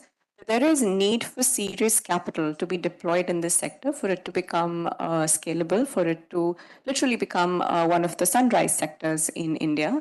And our hope was that with this initiative, we would be able to bring many other investors on board and try and promote this sector as a sunrise sector for investments. Over the last 3 years, we have supported 15 startups already. And we've had some learnings along the way, which I would like to share with you. These learnings and insights are something that we are trying to percolate within our company, within our startups. And if there's anything that this gathering here can take back from it, we would be pleased. When we spoke to our colleagues in the investment space, the one thing that we realized that we all need for serious capital in this sector is one poster child, that one unicorn in the 80 startup space that once it emerges will be an aspiration for many, many people to follow suit, will be an aspiration for a lot of funding to come in. So how do we get there? Excuse me if it touches upon a lot of points that have been raised before. That is unfortunately always the risk you run when you are later speaking in the day. But first, of course, is accessibility by design. And I say that, and I don't call it universal design because in tech, we have this concept of privacy by design when consumer privacy and data protection rules were taking hold in different geographies. The Ontario Commissioner of Data Protection came up with this concept of privacy by design principles. Very simple 7 principles that product engineers were supposed to apply when thinking of embedding privacy into their products. Something similar is what we advocate for in terms of accessibility and inclusion by design. It's something which we speak to all our product teams across our portfolio and tell them to think about and embed accessibility inclusion at the outset and not as a forethought in the products that they build. Second is looking at the fact that accessibility is not a good thing to do. It's good for business as well. And I specifically refer to an example of Swiggy, where 2 years ago there was a change.org petition that requested Swiggy, which is one of India's food delivery platforms, for those who don't know, to make their app more accessible. Swiggy honored that petition and put together a task force to make the app more accessible. What they did not expect was the increase in the daily average users, which is an important metric for consumer internet startups, would go up. And it did. So that is something, again, that we are sharing widely within the ecosystem that we operate in. And we have LazyPay, we have Swiggy, we have OLX, who have now created task forces within their product teams that look at accessibility, not from a good to do perspective, but as a driver of business metric. My third insight is more to the 80 startups that we have supported so far. And that is, again, a little bit of a repetition where we say that, go beyond people with disabilities, go beyond 80. Damsis wheel, which is here, which Nipun referred to earlier, has the suspension wheels, which are great for wheelchair users. But if you're having trouble breaking into that market, sell to Belgian cycle manufacturers that have cycles running in Tour de France. Get those people to buy your bicycles and cross-subsidize people with disabilities who want to buy these wheelchairs who might not find it affordable. If you start showing a revenue stream at the outset, you have a better chance of pulling in more investors for your product. So you have to go and think beyond. The fourth insight is as an investor, and Dr. Holloway mentioned about this earlier, in terms of the ESG principle that is now coming up in investing globally. We are listed in Amsterdam on the Euronext, and we have a component and a lot of shareholder activism, which often scrutinizes the kind of investments we make and sees what is the impact we have on environment, society, and governance. Increasingly, it is being built into our portfolio and investment committee decisions as well, where we want to invest in startups that honor these ESG commitments.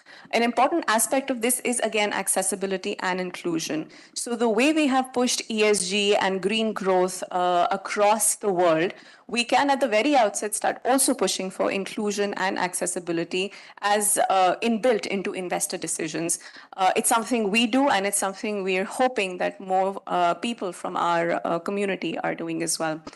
And finally, the fifth bit is about doing this all in mission mode, and that is possible only with the support of the government, which has been very serious early taking this thing forward. But an example that often comes to my mind is of the Swachh Bharat mission or the Hygiene India campaign. Once there was a clarion call for doing this at the very top levels of the government, the entire country came together in mission mode to make this happen. all the CSR funding, whether it was a PSU, whether it was private sector, suddenly went towards building toilets. There were audits and surveys that were done. There was a competition among states to see which is going to be the most Swachh state of India. And a similarly clarion mission-based call for accessibility is the need of the hour. If we have that from the government, imagine all the accessibility audits that happen at a quarter or semi-annual basis that could move the agenda forward. Imagine if MSG and Ministry of Health tell the insurance companies that, you have to get your act in order and you have to start paying for people buying assistive technology. Or, creating an interministerial task force that helps unlock policy challenges specifically for startups working in assistive tech space.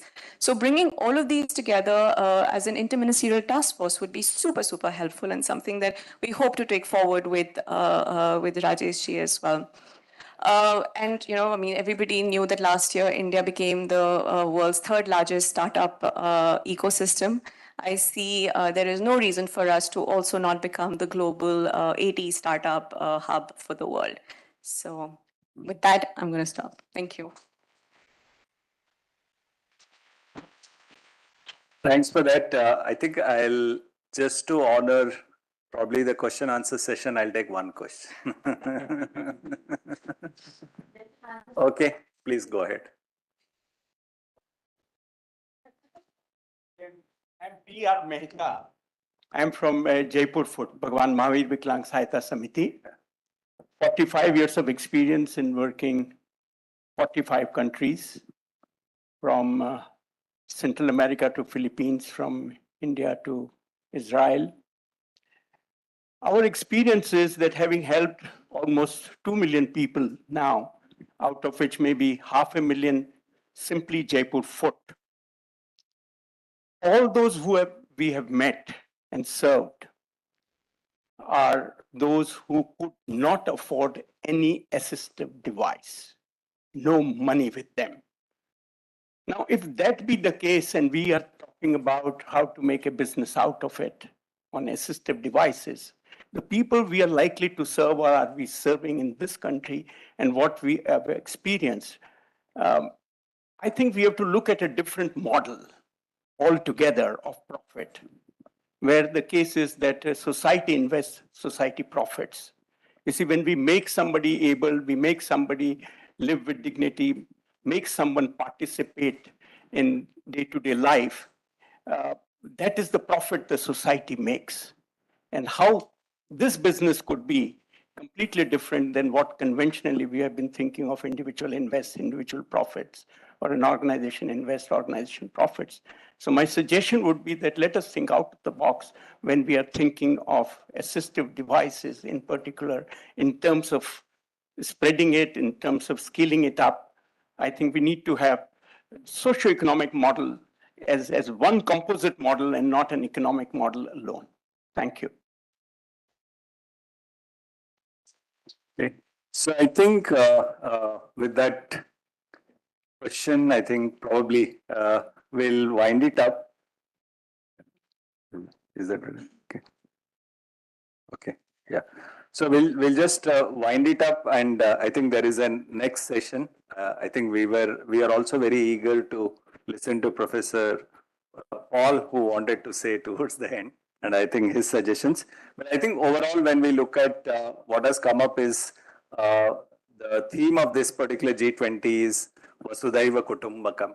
And I think, as it was mentioned by some people, that if you really want to honor that, then leave no one behind is the real theme, which WHO suggests. And I think I think the journey is still very long. We need many new innovation models, business models, provisioning models to go ahead. And also a lot of, I think, new innovation funds and probably new technology or assistive technology assessment models to be in place to do that. I think with that, I'll just stop it and probably we'll go to the next session. Okay, go ahead. Thank you for a very informative session. Can I request Dr. Muniraji to please felicitate the panelists? Yeah. controversial.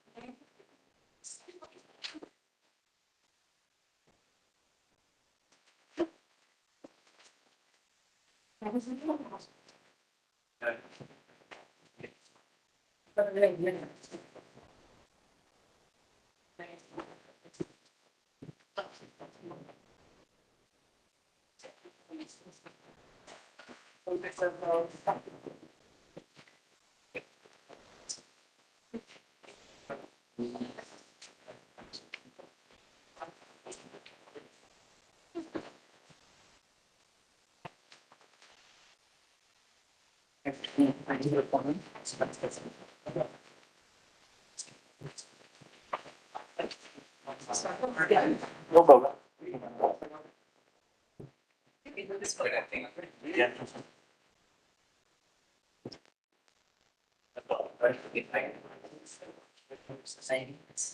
Thanks for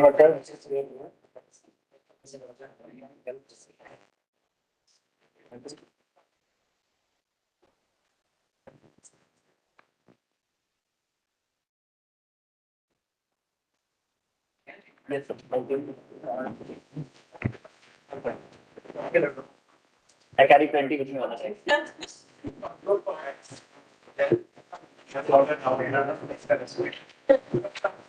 Wait, no, go ahead.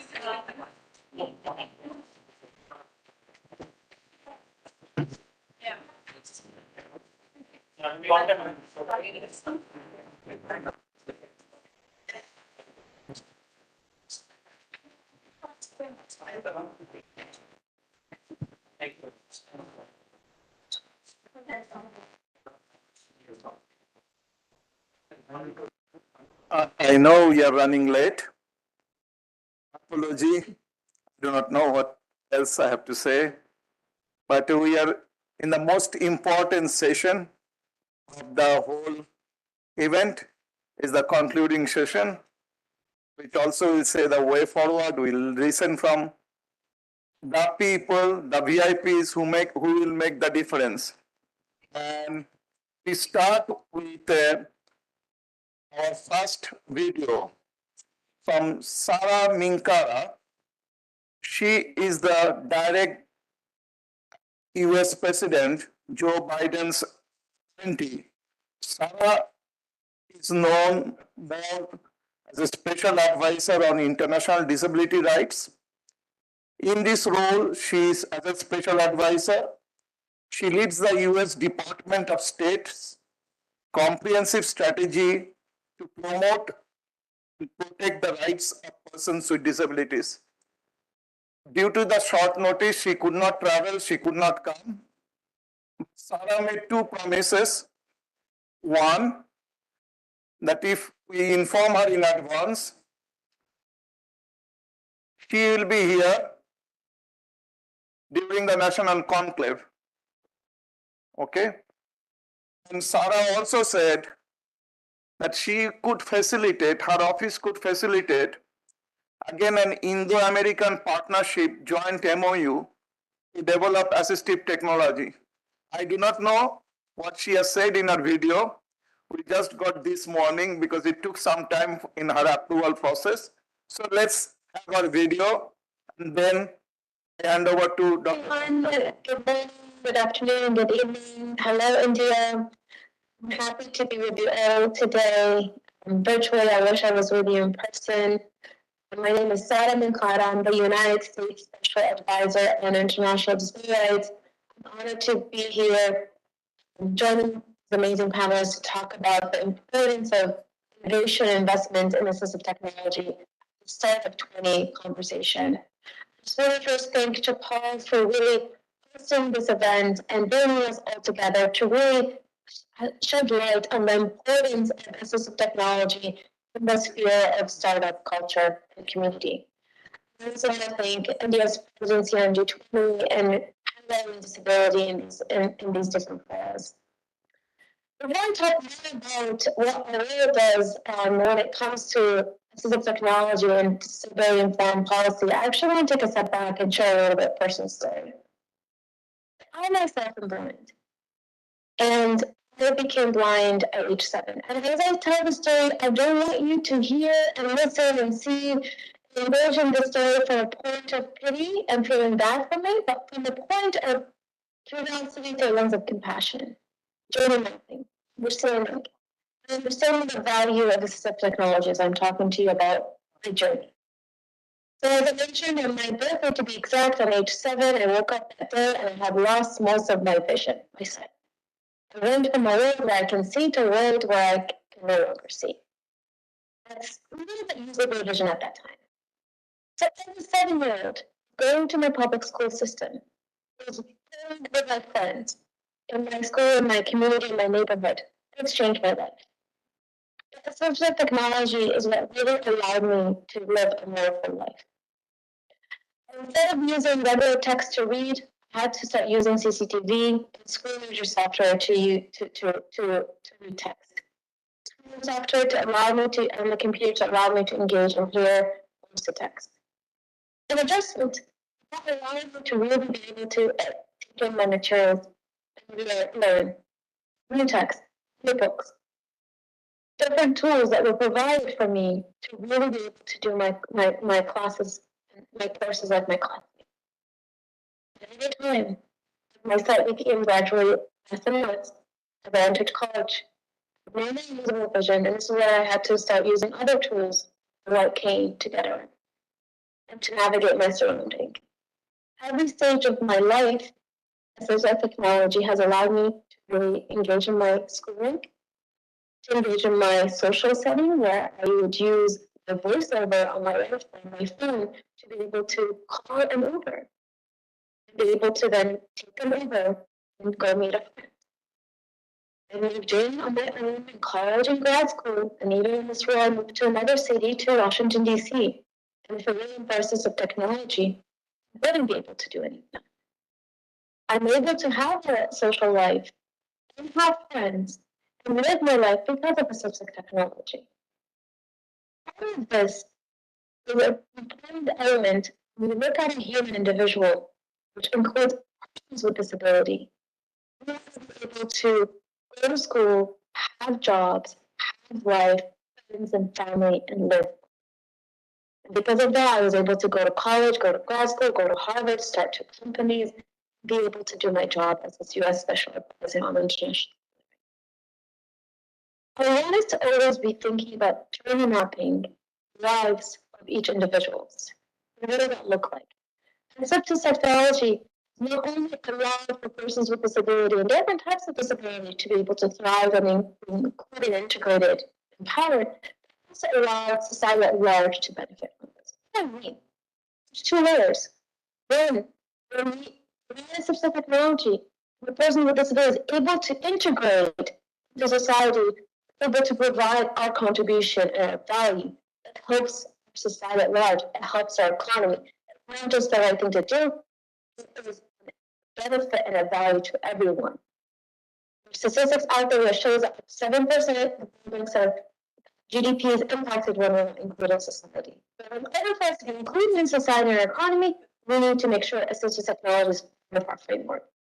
Even beyond that, assistive technology is a value for everyone, not just for persons with disability. Everyone benefits. As we get older, we're going to start using assistive technology more and more and more. I don't want us to be looking at it from a point of add-on and burden, but instead of from a point of value. So as a special advisor on international disability rights, along with my team, we really focus on promoting the rights of persons with disabilities, the 1.3 billion individuals in this world with a disability, a point of value. And assistive technology is an important element, an important tool that we all need to be thinking and bringing forward in our different sectors, in our investments, in our innovations, in the startup community. And so I'm so grateful for Chapal for bringing this all together. USAID has given over $300 million in the promotion and inclusion of persons with disability with a focus on assistive technology. We were founding members, USAID's founding members of AT Scale, and we're committed to additional $25 million in the next 5 years. This is an important topic that we want to be able to bring forward into all conversations. We're talking about climate change and response. Whether we're talking about health promotion, whether we're talking about economic development and reform, employer gender reform, any topic at hand to integrate stability, any topic at hand needs to have an element of assistive technology.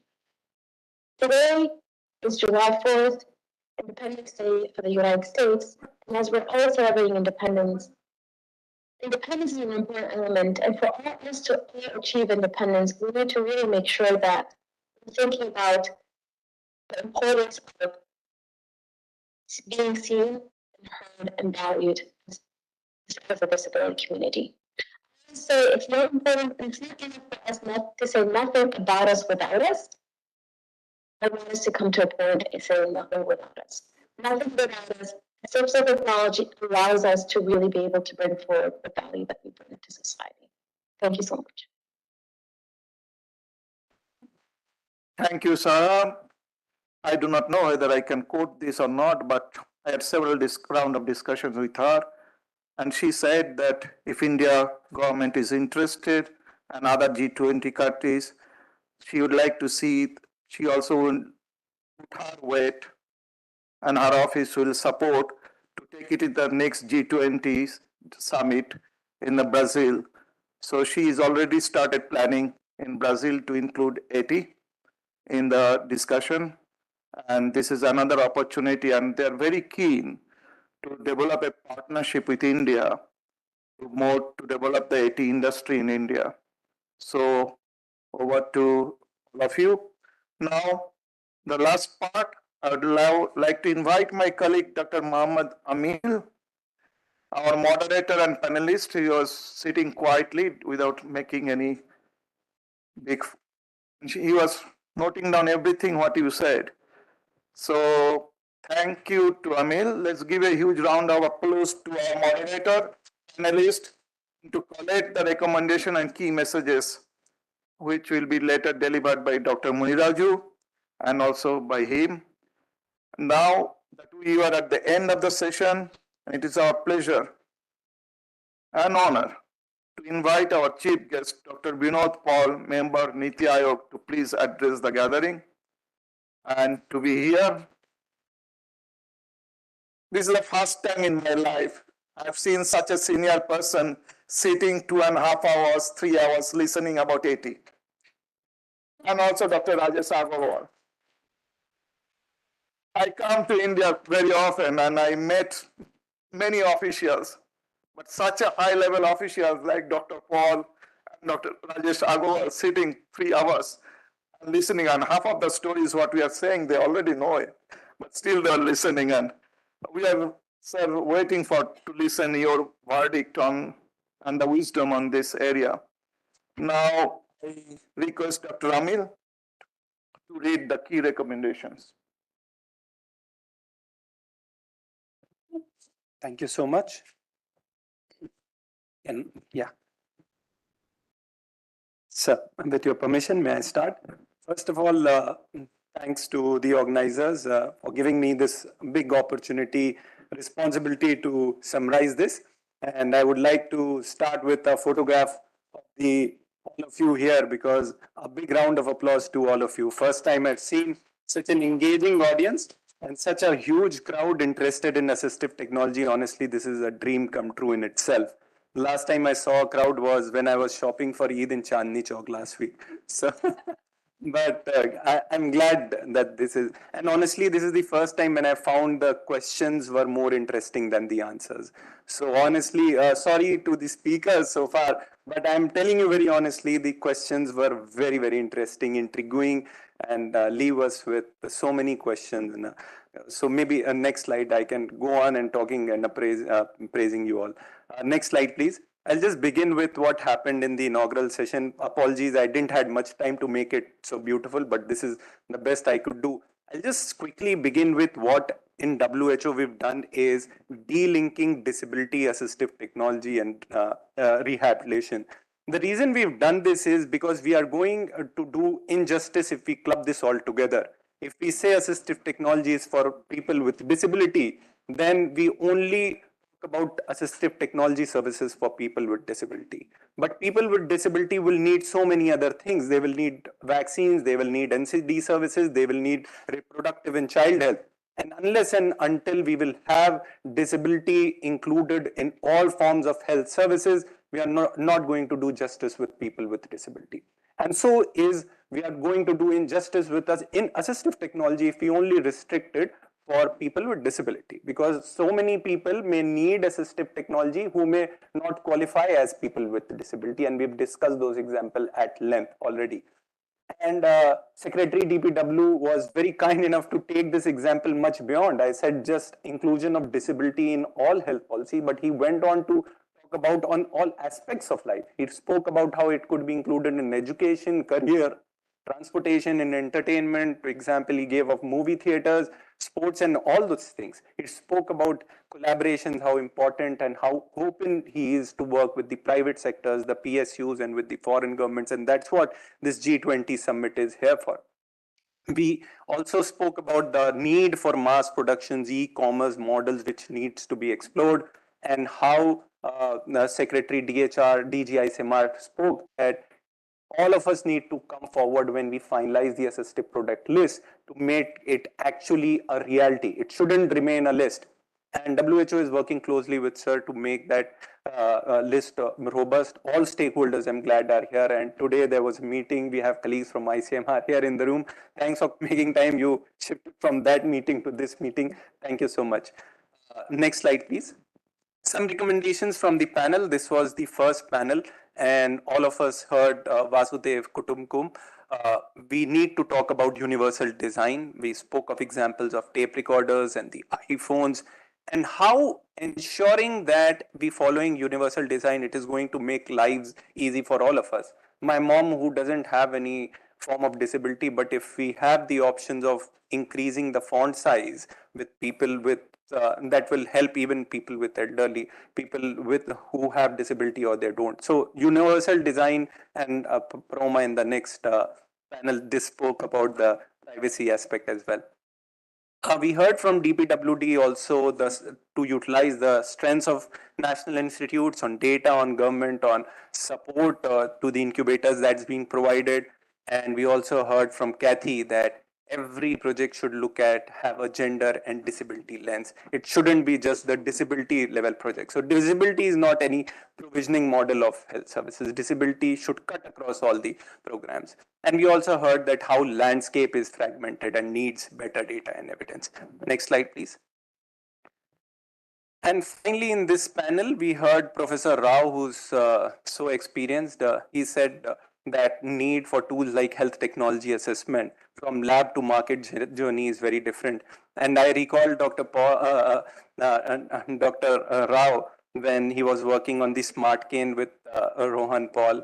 We conducted a health technology assessment of that. I don't know how much that helped, but then ultimately that innovation became a success. But we definitely need those kind of tools for all assistive technology innovations and not just limited to medical devices. And also, we also heard that most of the innovations came as an afterthought, including Braille by accidents. And we know that this market is not mature because of the data or maybe the understated data, and we need bigger investments to come into this. We have one of the bigger investors on the front row already, so we need to convince him, obviously. And this will require closing the triad of need, demand, and supply. So there is a big difference between what is needed and what is demanded. And so awareness is something which we need to talk about. And obviously, he spoke very well that all the G20 countries need to back the UN resolution on assistive technology. That's how we can make it a possibility, global possibility of access to assistive technology. Next slide.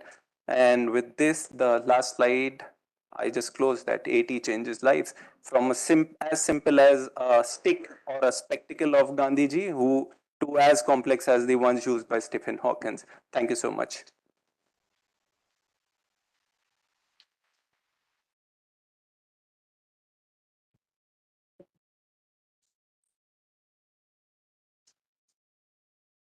May I request Dr. Vinod Paul, sir, please share your wisdom. I'll speak from here. So Thank you. I have these jumbled notes here.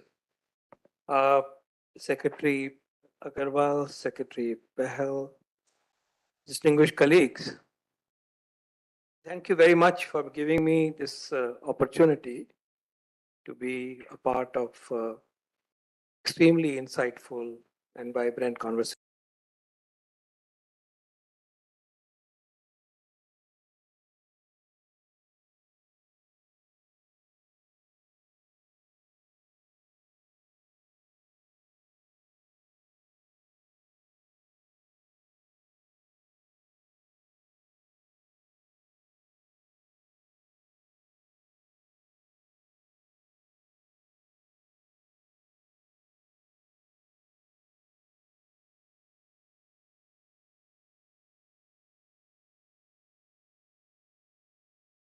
Timing, the document, which is still being evolving, the last touches have been given, and the inputs that you provided here as well as you will do for informally will be very appreciable. My very distinguished colleague, Manu is here. And we do thinking words that we will definitely strengthen some particularly one of the things that will be more specific recommendations on the startup in our document. That's one of the others also. So we are it's very timely from the point of view of the work, because what meeting does is in partnership with all the stakeholders, not just within the government. Very important within the government, the point of the convergence, working together into one institution which connects with the various arms of the government. So this is an opportunity. But there is another bigger opportunity and a bigger timing of what you all are trying to do. Firstly, I think making the explicit specific terms figured by the world has been very helpful to me personally. Because it's very precise, very easy to develop, backed by the fundamental data was very, very useful and meaningful. To understand that 90%, 85% needs are unmet is, shaking, it shakes the person. And to bring it out or indicate there was assumption the 25% of our country citizens have resources of technology. They need sensor kind, the physical kind, the mechanical kind, and now the AI. Something which cannot be wished away at all. 25% is huge. 30% perhaps more, at least a little bit of people. For me, this is something which must be addressed. And therefore, it is in the context of achieving for all of us. So I think one context which has helped other words, and by work of one strength that you brought to us, is because this work was there.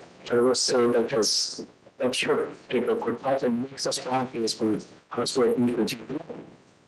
But whether bigger opportunity is truly rapid and exponential advances in technologies which offer solutions which were really not there. Or if they were there, they were slowly, industrial revolution of the previous time was slow in contrast to what we're witnessing today. And changing by the and how can we not absorb those technologies and use them for the well-being of so much, such a big part of humanity, and therefore connecting new technologies and bringing solutions today rather than tomorrow into harness of accuracy, being an innovation which creates technology, uses technologies, offers products, becomes a very important imperative. So that's the second one. One is that India visualizes itself and as a nation which has to look at parts of that group. We have set aside some 2047 as we said Bharat. We are committed to making our economy and the times that we have now from 3 trillion to 30 trillion. I mean, high, fast growth, which encompasses our industry and which surely encompasses growth of our startup culture and startups. So, ambitious. So I think three that these have come across the people before I think have done. One is making the problem recently. A lot of us globally, particularly to India, the fact that we technological advances that such a produce which can change life, as you said, allows students to read something by tomorrow and that can change lives of person by tomorrow. So that is the speed of which we are faster, because we would like to see us, a nation this area and therefore as another officiality. Briefly, the interest of time, I'll take three different parts, India, startups and G20 briefly. On India, I'm going to accurate. I'm going to first and foremost of address and availability.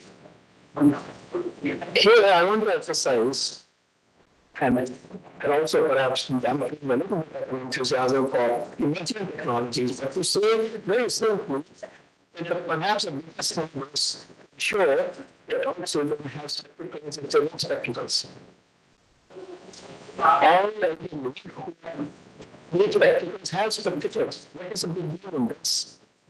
You need to just create pathways. So much in the Ayushman Bharat system, it is possible.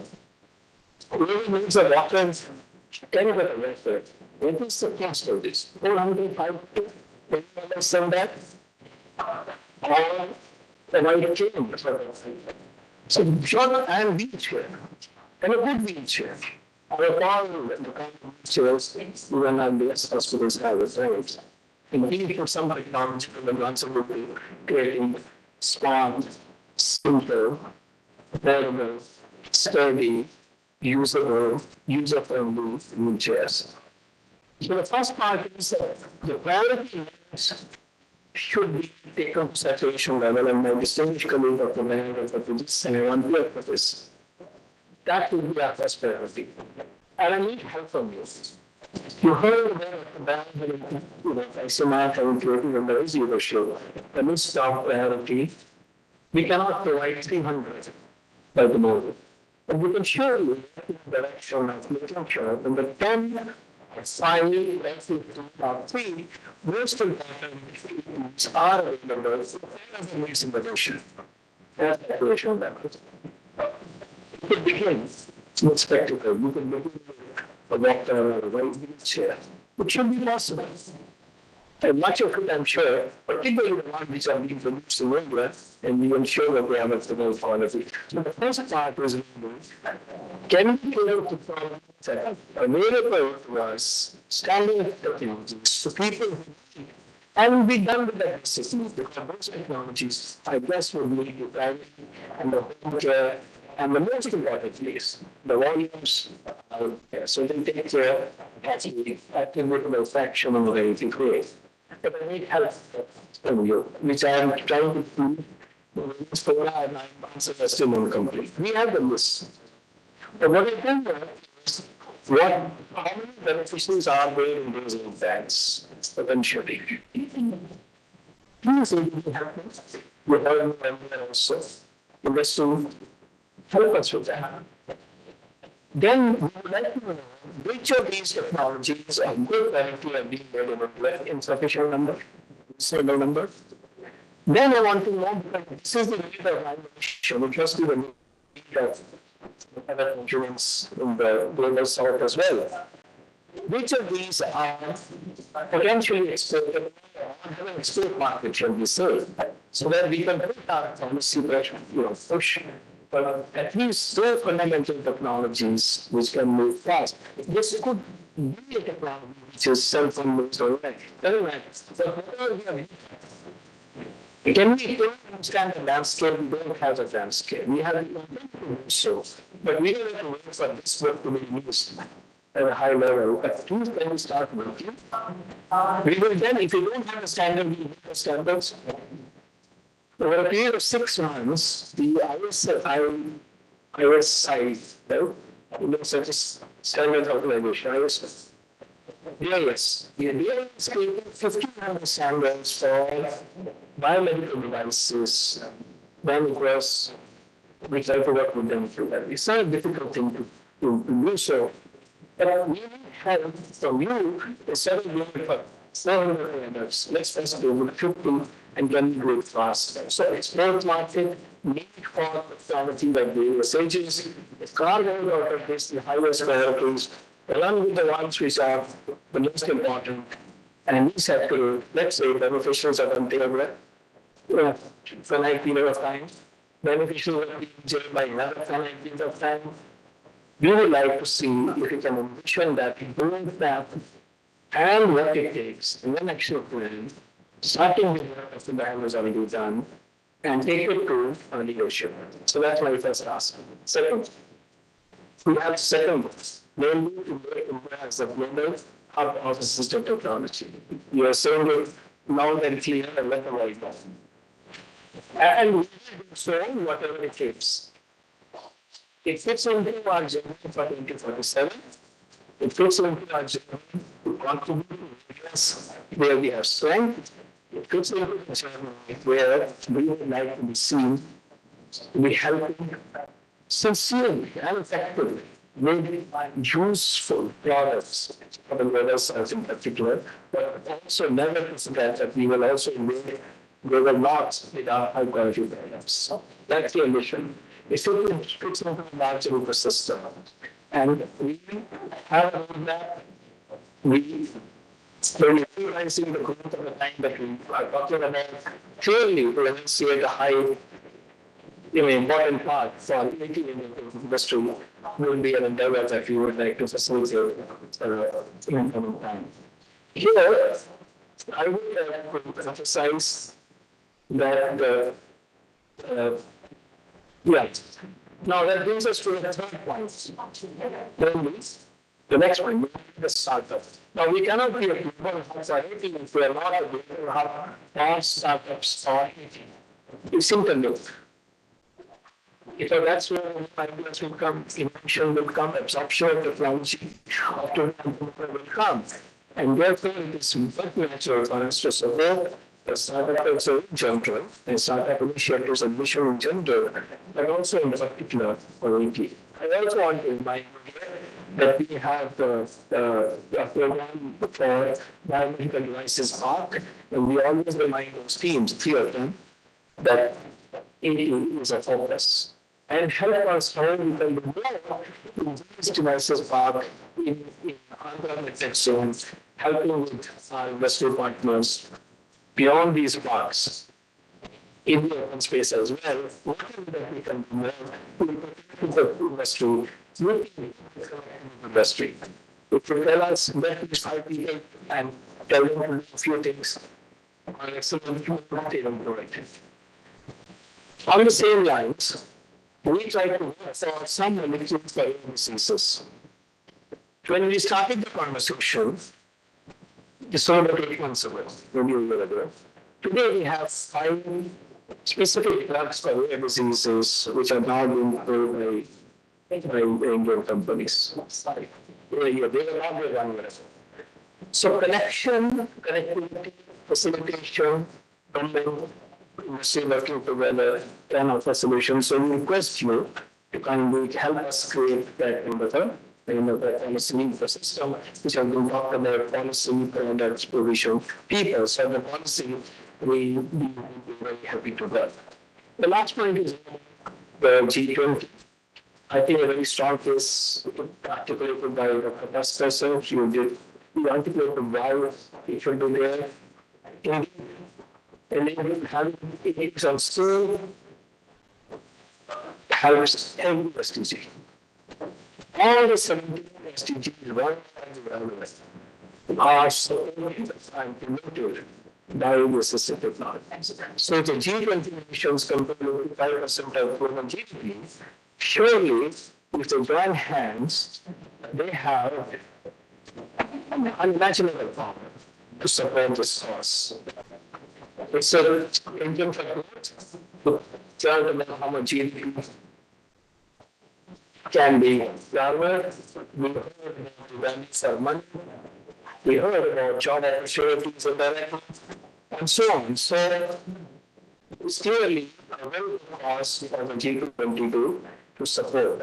And I like this call to come here, to very glad here in your output, is that this group strongly endorses the articulation that Pascal have articulated. That we strongly support the promotion of ethics, reaction into declaration should be a part of G20 declaration. Okay, so we articulate in the language. This all should go, and we have very strong reasons. But that's the last point that I like to make. This is about inclusion. This is about no one left behind.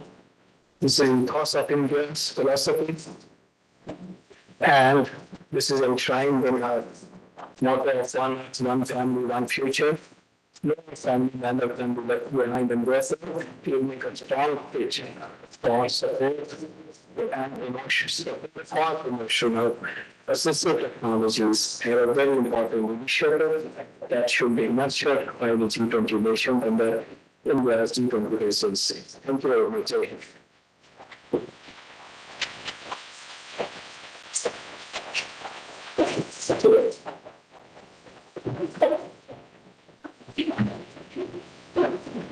I don't know myself, okay? So thank you very much, Dr. Paul, for coming. Assistive technology, one thing I can tell you, that's some magic. You see, past almost 1 hour, no one was left. Everyone is sitting there, including the nurses. So this has some movement. And this is why we have also internet to be tried. I'm sure you might be able to provide that. So last, Dr. nothing will happen, okay? So it's our level, but this time, I don't want to be else. So should be thanks to you that we try from the entire organizing committee. So that if possible.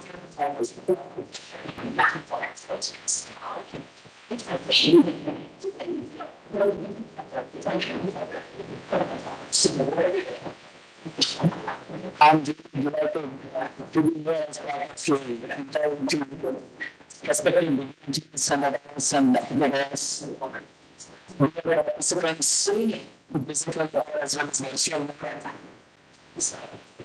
The founders of the G20 has started this program with an ambition to assume one earth, one family, and one future. It's really amazing to look at the major objective of this goal of G20.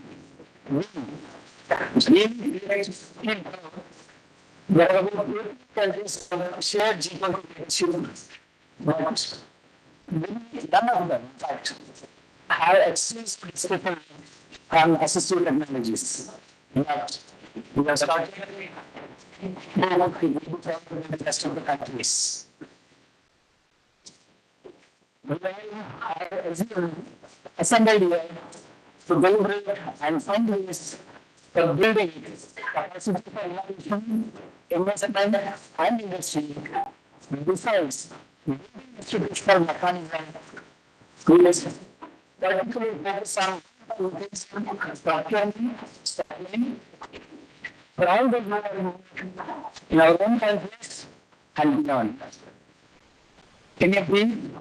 The Constitution of India guarantees and fundamental rights and directive principles of industrial policy to provide equal opportunities to all and provide special provisions for the weaker sections, especially persons with disabilities, elderly, and other vulnerable groups. The rights of persons with disabilities Act outlines provisions for ensuring accessibility, improved access to assistive technologies. The Prime Minister of India, Shri Narendra Modi, launched Accessibility India campaign in 2015 to create accessibility in building infrastructure, mobility, and IT and entertainment services. Dear participants, you all may be aware, India is the first signatory to the United Nations Convention on Rights of Persons with Disabilities. The government of India is committed to ensure assistive technologies products to all needy people to execute its commitment in implementing several programs for production, procurement, and distribution of assistive devices at free cost to the poor and also affordable cost to the needy people. You all may be aware that it is good aspect. In India, we call persons with disabilities as it's under the Prime Minister's work. Our governments, the national and provincial level, are proactive national institutes, composite regional centers, district disability rehabilitation centers, and of course, artificial limbs manufacturing corporation to provide opportunities to beginners and elderly to excel in their life and lead the life to dignity at the rest of the society. We are in the forefront in innovations and incubation and promotion of new assistive technologies. Through our elite academic and research institutions, government is supporting startups in the sector. The eminent experts and scholars from across the world have provided valuable inputs and tangible strategies to make it happen. On behalf of G20 leadership and Startup20, I express my heartfelt thanks and gratitude for reaching here and actively participating in the deliberations and suggesting analysis to fulfill the need of one earth, one family, and one future. Finally, I express my heartfelt thanks and gratitude to Atal Innovation Mission, which is Startup20, TNO, RPA, the team, WHO, the Russian and the team, and Secretary Department of Government of Persons with Disabilities, IIT Professor and the Minister of Defense for Medical Education and Development. VSO, International Global Disability Commission of Academy, and AGCL Basket, Government Foundation, Adequacy and Social Welfare, Process Skills. Thank you all. Jai Hind. Jai Bharat. We'll have a group here, and I request the secretaries, one of the secretaries. And